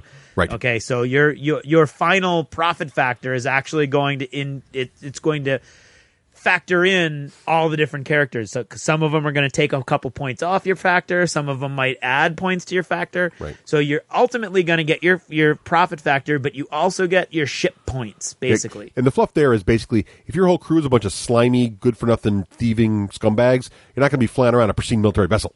It's not going to work that way. But if your crew is all real rich nobles, then they're going to have a fancy ship. Exactly. Well, actually, the interesting thing is the higher your profit factor, which means the more powerful your house, the fewer ship points you have, because the theory is that your house is in the ascendant and it's powerful and it's young and it's vibrant, but it hasn't had the time. Remember, in this story arc in Warhammer 40,000 universe, these ships are thousands of years old. They're relics. Each one of these ships is not like it's not like the Enterprise, brand new out of the dock. It's like these have been around for hundreds and hundreds or thousands of years, and you need to be an old house to really own a really good, powerful ship. Hey, Greg. Yes. Just fluff-wise, I've always wondered this. Could they even build a new ship, or have they lost the technology to do it? Fluff-wise, they can build new ships. They can? Yeah, but it takes hundreds of years to build a new ship. And only certain places where the STCs are, right? Only very, very few places can do it. And so you've got it's interesting. But on the other hand, if your profit factor is low, and your profit factor is how you figure in, like, basically how well you're going to be received socially by other big, powerful families, how easy it is to acquisition things. If your profit factor is high, it's very easy to acquisition new things. If it's low, it's very difficult. So if you've got a very high profit factor, you're a brand new house, your ship's going to be small. But if you've got a low profit factor, it means your house is on the decline, but it used to be great, and so you've got way more ship points. I see. It's a really weird little interplay there that I like. But the long and the short of it is the characters you build affect the kind of ship you can have. Exactly, yep. So you've got your number of ship points. So the very first thing you're going to do is look at your ship characteristics. You have speed, maneuverability, detection, their ability to detect things and enemies. your void shields, which are basically like your Shields. Your shields. The armor, which is basically the armor. Hull integrity, which is the strength of your ship. Power generation, how much power will be generated by your engine plant. The components, the pieces that you've got in your ship. The turret rating, which is how many little guns you have on to shoot small craft as they come at you. Your weapon capacity, how many weapons can your ship hold. And the ship points when you're done, which is how the value of the ship itself. And then it comes with a very simple, like Russ said, very intuitive step-by-step construction guide. And the first thing you did, just like Russ said, you choose a hull. It indicates how much space you have and the equipment that you have available to you. It costs a certain number of ship points. You've got transports, raiders, frigates, and cruisers are the biggest ships you can have. And then, this is really interesting, you choose, or you roll randomly for a complication and a machine spirit quirk. Now, the machine spirits in the 40K universe are your computers. They don't really have computers, they have machine spirits. And they're very quirky and they're odd and nobody knows how they work. And so you've got to have a quirk. The interesting thing... Not unlike Holly on Red Dwarf. That was not interruption. That was the... Oh, come on. That was color commentary. I reject that. Damn it. Rafe? Not an interruption. Really? Nope. Color commentary. Okay. I understand color. Okay. I'll give it to you. Okay. Thank you, Rafe. No. He interrupts when he goes, yes, okay, so. It's like that. Oh, okay. All right. So those are the only ones you're going to count. Okay. Now, the interesting thing is the ship that you guys had, which was the El Gato Negro for some reason. Our esteemed leader picked that name. Yeah, it was El Gato de Negro. Well, it was funny because in the story that Dave and I came up with, the whole story starts with two rogue trader families that have ships with the exact same name. And it creates this big, huge paperwork problem with the administratum, and that's where the adventure started. So one group had to choose a new name, and the whole theory was you were going to try to cling to your name because it was really important because everybody would recognize your name, and if you go in a port with a new name, nobody's going to know who you are. Rafe's like, okay, we give up. Well, no, I did run the numbers as a seneschal. It was kind of cool. I had to do a die roll, and we ran the numbers to figure out what loss and profit we'd have if we changed the name. And I had the exact, and I rolled really, really well, so the exact amount. So Rafe was able to negotiate. So I gave it to my rogue trader and said, here's what's going to happen. Yeah. He said, okay, we want a different trade lane that'll give us the value that's going to cost us for this from the other guys. And I don't remember how it actually worked out, but that's sort of a big argument. You don't remember. We're not giving you anything. Yeah, they exactly. Right. That was a hint of things to come. Yeah, they did not negotiate at all. They weren't negotiate really, at all. Yeah, they weren't interested in making it work. So anyway, eventually Rafe was like, okay, I don't want to fight anyway. I want to be El Gato Negro. Right. So he named the black cat. We got some consolation, but I can't. It was minimal. Was it? I can't remember now. It might have been a little bit. So basically, the complications and the machine spirit quirks that they got were the ship was slow but steady, which meant that it wasn't as fast as its hull would indicate and its engine would indicate, but it was stronger. It had more hull integrity. And it had a quirky warp drive, which is how you'd go faster than light. And it could actually take you less time to travel from point A to point B than actually existed. So you could arrive in point B before you left point A. Or it could take longer. Or it could take much, much longer, right. which is ultimately what happened. Or you could get completely lost. Yeah, exactly. So that was pretty neat, and that's built into it. And then you've got to decide your crew level, which is, do you really want your average crew, which is going to be basically very average stats across the board for when your NPC navigator does his stuff. You want to boost it by spending some ship points, or do you want to get lower and you can earn some more ship points to make your ship cooler, but the crew's kind of quirky and stupid. So you can do that at that point. Then you've got to choose your essential components, and they cost you both space on your ship and power, and maybe if you pick some cool ones, they're going to cost you some ship points.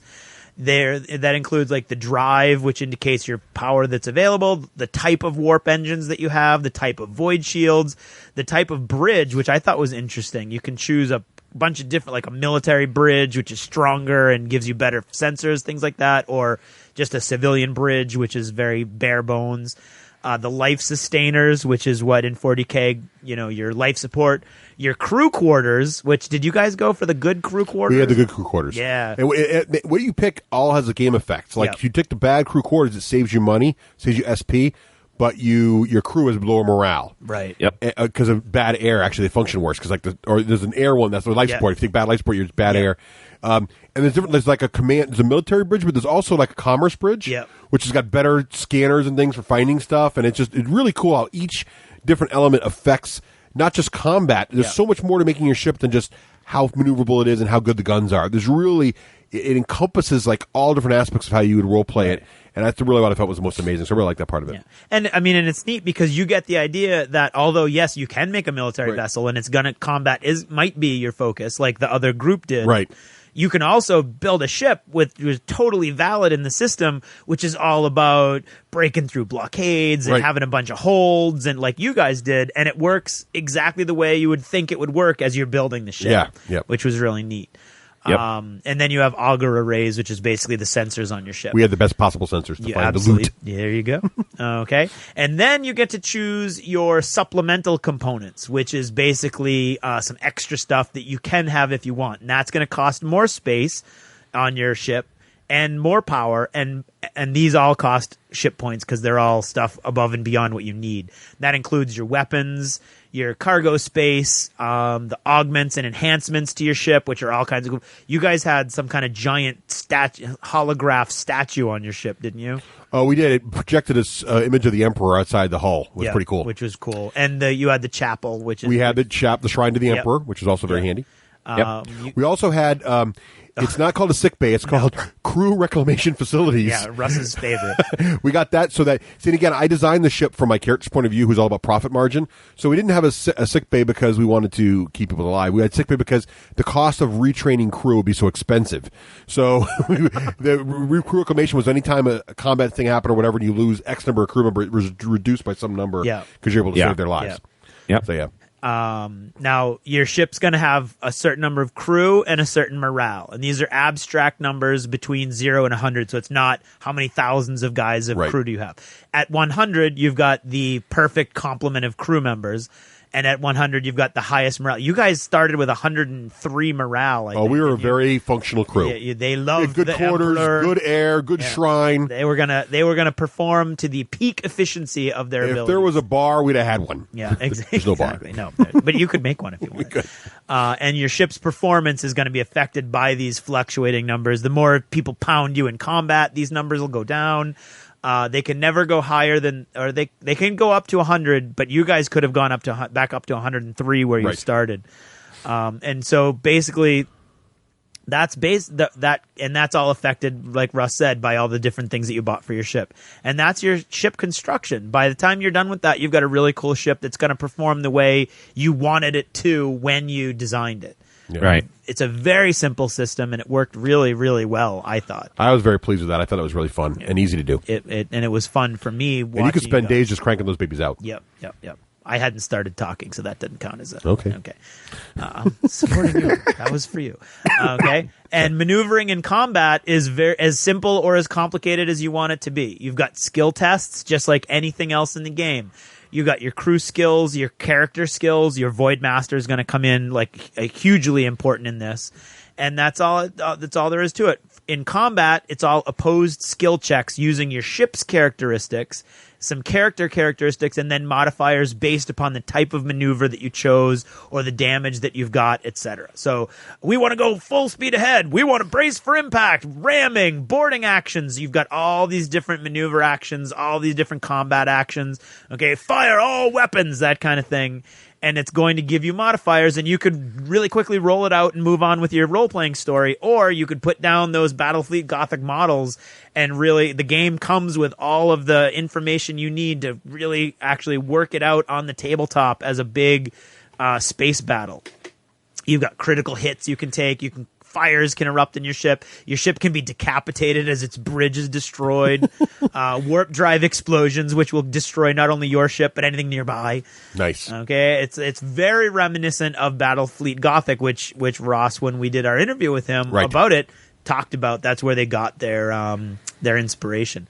And that's basically it. I mean, once again, the genius of this is that it works both for the fluff role players and the Matrix role players, because you can be as technical and crunchy or as fluffy and story driven as you want with your ship-to-ship combat. And that's the one thing we didn't get a chance to do, which I was kind of hoping for in our story. I know our crew didn't get any combat in the air. We got combat on the ground, but we got no combat in space. Yeah, I wanted to see how ship-to-ship combat would have worked. Yeah. But you know why? Because our ship was so well designed, we just outran them. That's very We think true. orcs tried to get us, we just gone went right through the blockade. Right. And so that's it. That's for me. That's the basic overview of all the new stuff that comes out of Rogue Trader. And now it's time for final thoughts. My final thoughts are, I have to agree with Russ on the organization of the character generation section. It's a little counterintuitive. I find myself flipping around page by page, which rather than just back and forth. Rather than just going from point A to point B to point C. Other than that, though, I love the way the game is, the way the book is set up. The artwork is beautiful. The charts are freeing once you realize, you know what, I don't have to use the chart, but it's there if I want to use it to drive my story and help it. And at the same time, if you're more one of those crunchy role players, those charts are there, and all that information is there for you to factor stuff down to the second. And I thought, honestly, it was a huge improvement over Dark Heresy. So if you're a fan, this is my review. If you're a fan of Dark Heresy, you're going to like Rogue Trader on a 2+. Ooh, okay. If you're a fan, I'm going to do multiple. If you're a fan of the 40K universe, actually, you're going to like this better than you like. Well, no, because the Inquisition is awesome. So I'd say maybe on a 3+. And if you're just a role player who's looking for a good sci-fi, maybe 4+ with a reroll, because you kind of do have to be a little invested in the background. Although it is an awesome background, if you're not already into it, it can be confusing. There's so much extra detail and depth to it. It's well worth the time and effort to get into that background, but it could be intimidating if you didn't. Right. Okay. Cool. Russ? Well, here's my perspective. I come from this as someone who loves the 40K universe, and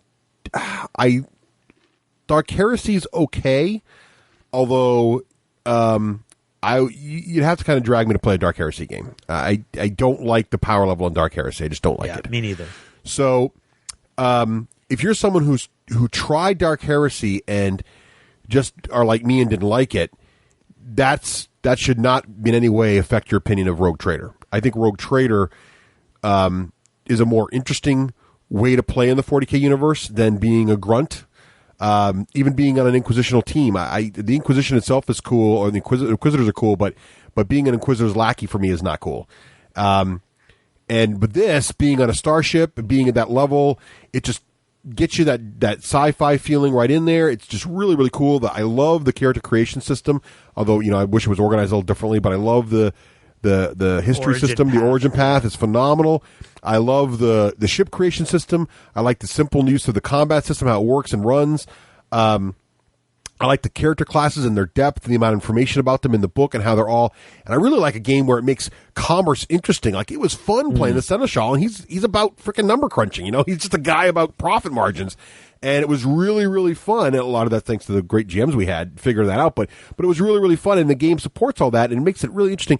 And it makes it for a very unique RPG experience for any RPG guy. So I think if you like role-playing games and you're looking for something in a dark sci-fi gothic universe, even if you're not super familiar with 40K, if you're interested in dark sci-fi gothic universe from a totally different sort of way to play sci-fi, commanding a giant mega ship that's, and that kind of thing, I think you're really going to enjoy this game, and I think I would give a 3+ for anyone who likes role playing games. Period. Wow. I think it's really a good role playing game, and I think it's a really interesting system. And I would put it as a 2+ if you like the 40K universe. That's where I would put it. If you're not a role player, this is not a good introduction role playing game. I think it's a little too complicated, a little too crunchy in some of the mechanics, unlike maybe Serenity. Right. Serenity is probably a better intro role playing game for someone. But if you're already a role player, you know the deal, and you're looking for some kind of new way to experience a role playing experience, I think this is a great choice. Yeah, I might move mine to a 3+. All right. Yeah, you convinced me. Okay, Rafe. Well, yep, being in the last spot, which I'm happy to be in.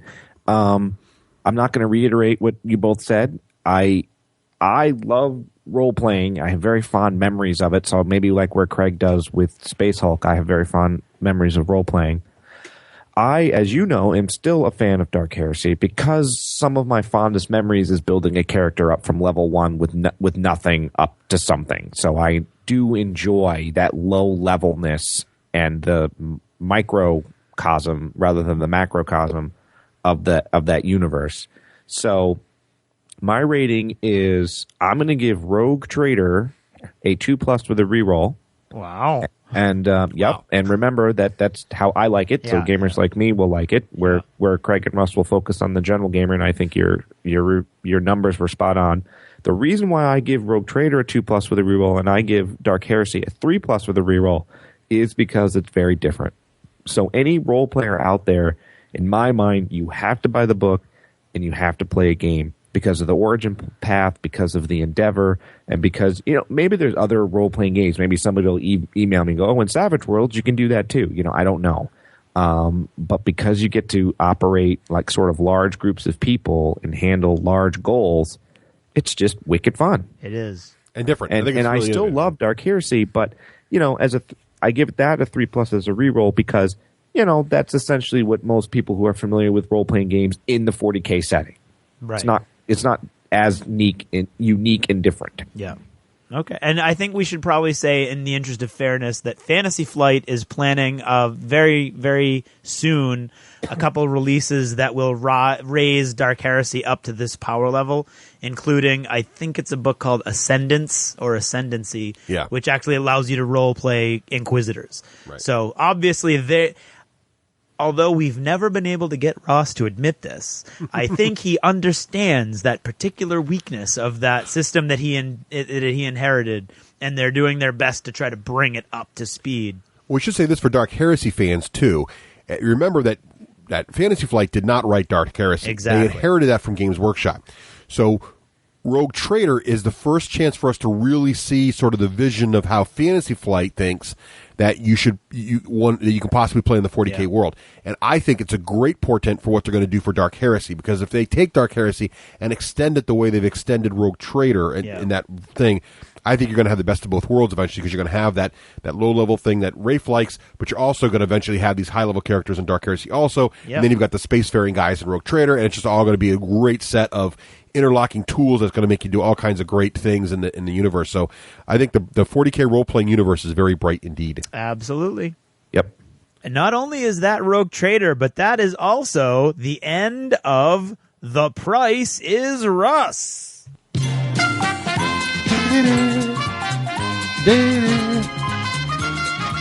Oh my God! $1! Oh my God! I can't believe he chose me!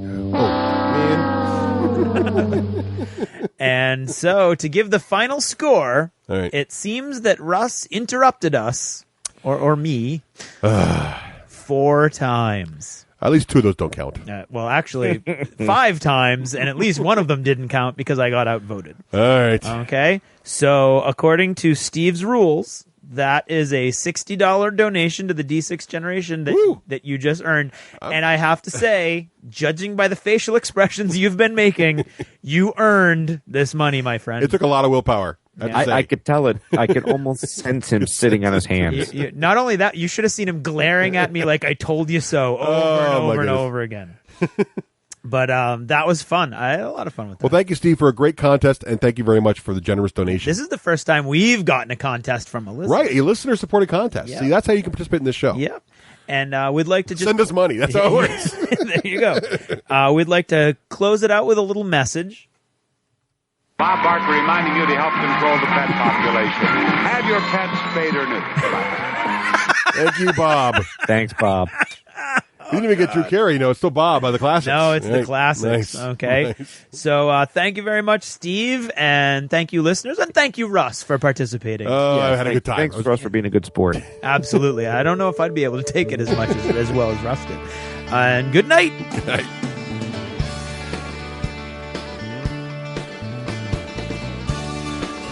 This Jever Notice is brought to you with the following shout-out. Thanks to Will Jones, Rob Pike, Ian Jones, Andy Harris, Jeff Hamilton, Charles Clift, Lee Griffiths, and all the Hughes clan for being the best group of gamers a guy could ask for. Did you ever notice how some role-playing campaigns can go on for years and years, sweeping the players and their characters from one amazing adventure to the next, constantly moving onwards and upwards, churning through level after level and leaving piles of foemen in their wake, while other campaigns fizzled after just a few sessions, or even worse, the dreaded one-session wonder? Did you ever wonder why that is? Why was it that your campaign died an early and nearly unlamented death, while so many others sail on into the sunset of role-playing history? Well, I believe there are as many reasons for both of these occurrences as there are role-players in the world, but we're going to focus tonight on just one possibility: the heterogeneous party. Now, before anyone starts to go off on a tangent and thinks I'm talking about something completely different than my actual topic, like a good little rhetorician, first I'll define my terms. Heterogeneous means made up of many different parts. That's all. Homogeneous means everything is of one type, so the opposite. But what do I mean when I say the heterogeneous party?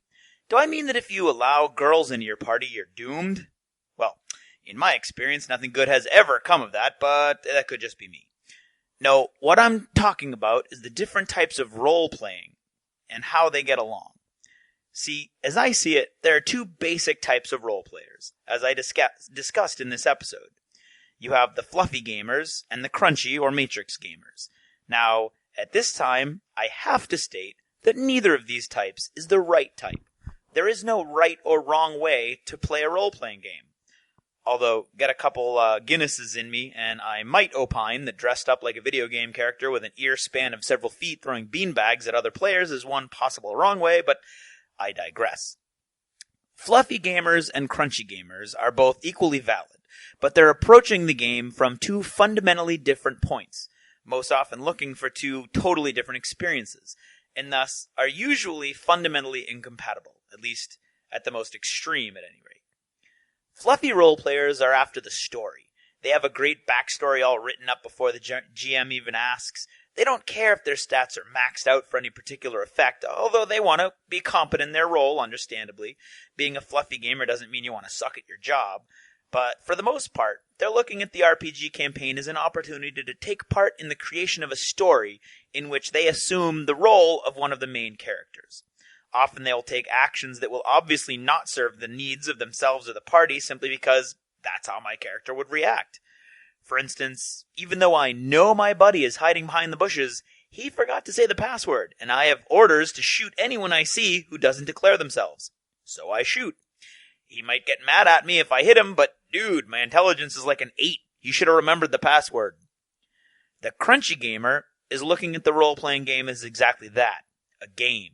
He wants to have the optimum stats he can squeeze out of the rules with the best equipment and the best combination of skills and abilities so that he can excel not only at his own role, but, if need be, step into the role of several other characters as well. They're trying to win the game by defeating monsters as quickly as possible, solving the mysteries with a minimum of fuss, and racking up the body count with the greatest of ease. They know the rules backwards and forwards, and woe betides any GM who tries to kill-steal from them for the sake of a good storyline. They will seldom act outside of the best interests of the party or their own characters unless put into a corner by a wily GM, but they will almost always have a decent reason for doing what they do. For instance, although my pal didn't shout out the password, I'm just that tough an hombre that I'm not afraid of any single creature going through the woods, so I call out to him before I shoot. I mean, dude, my intelligence is an 8. Both of these types of gamers are equally valid, and a campaign can go on forever with either type with no real problem. You can even have a party where players with tendencies in both directions exist. Everyone's a little bit of both, if we're honest with ourselves, and we're most of us socially adept enough, among gamers anyway, to make it work even with the occasional off-type player in our group.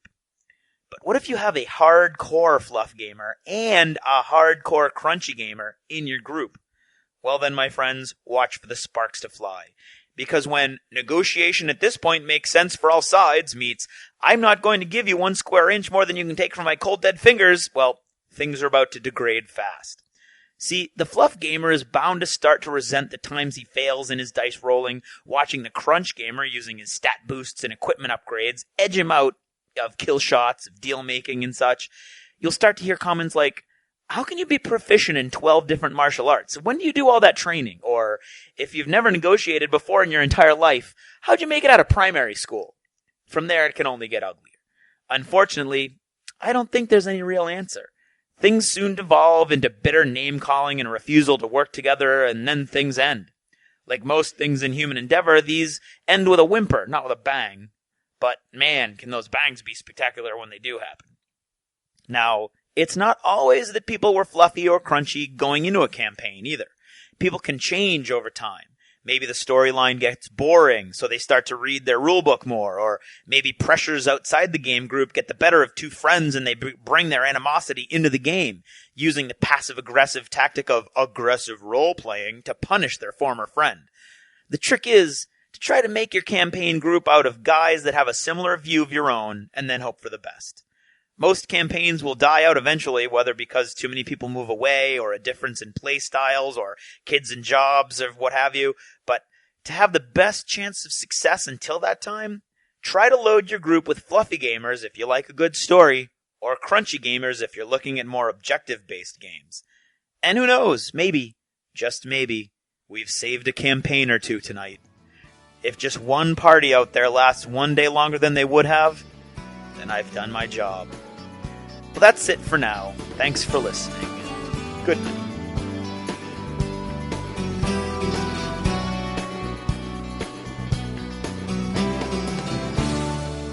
Achievement unlocked! You've made it to the end of another D6 Generation episode, the podcast whose humor has universally been acclaimed as not too horrible. Please let us know what you thought of the show by either emailing us at info@thed6generation.com or by posting in our official D6G episode thread at the top of the DACA discussions forum on DACA.com. If for some inexplicable reason you actually enjoyed this show, you can help others find out about it by leaving positive reviews on iTunes. See you in 2 weeks. Thanks for listening, and happy gaming.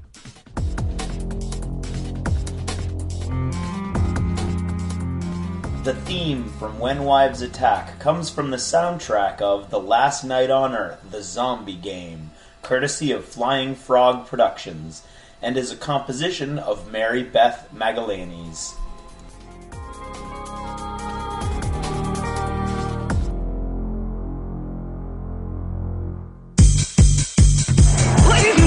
It's the Masked Racer! There's something about him that reminds me of Rex, my brother. Unknown to Speed, Racer X is his older brother Rex, who ran away from home years ago. You look familiar. Racer X is gaining on me. Look, Sparky, the Masked Racer's going faster. He looks mysterious in that mask and sort of handsome. Speed, I warned you. Get out of the race. Are you some kind of secret agent? Some kind of secret agent? Speed's in danger. I hope I can get to him in time. Racer X, I've been wondering. How did you know where you could find it? All we need to make life really perfect is for Rex to come home again. Not far away, Racer X, whom Speed does not know is his older brother, races to the rescue. And someday I'll come back. But right now, as Racer X, I'll see that Speed becomes the best racer in the world. Listen, there's going to be a lot of trouble. You always seem to ride just when we need you the most. Well, you might call me a fighter for justice. Racer X, you got here at the right second. Rex, secretly Speed's older brother who ran away from home years ago, is ready to protect Speed. We thought you were done for. If I hadn't arrived, you would have been blown up. Oh. Racer X changed. Could he be a secret agent? This is International Police Headquarters. This is number 9. I'm putting in a call to Paris. Agent 9 is reporting. I hope I get to see what he really looks like. How am I going to get down there in time? Are you my brother? Are you my brother, Rex Racer? Speed, I hope you'll be the best racer in the world. Don't be afraid. Rex, wherever you are, I promise to try to be the best racer in the world. I'm giving up being a racer, and from now on, I'll be a full-time international secret agent without a name or country. Goodbye, Speed. Look out!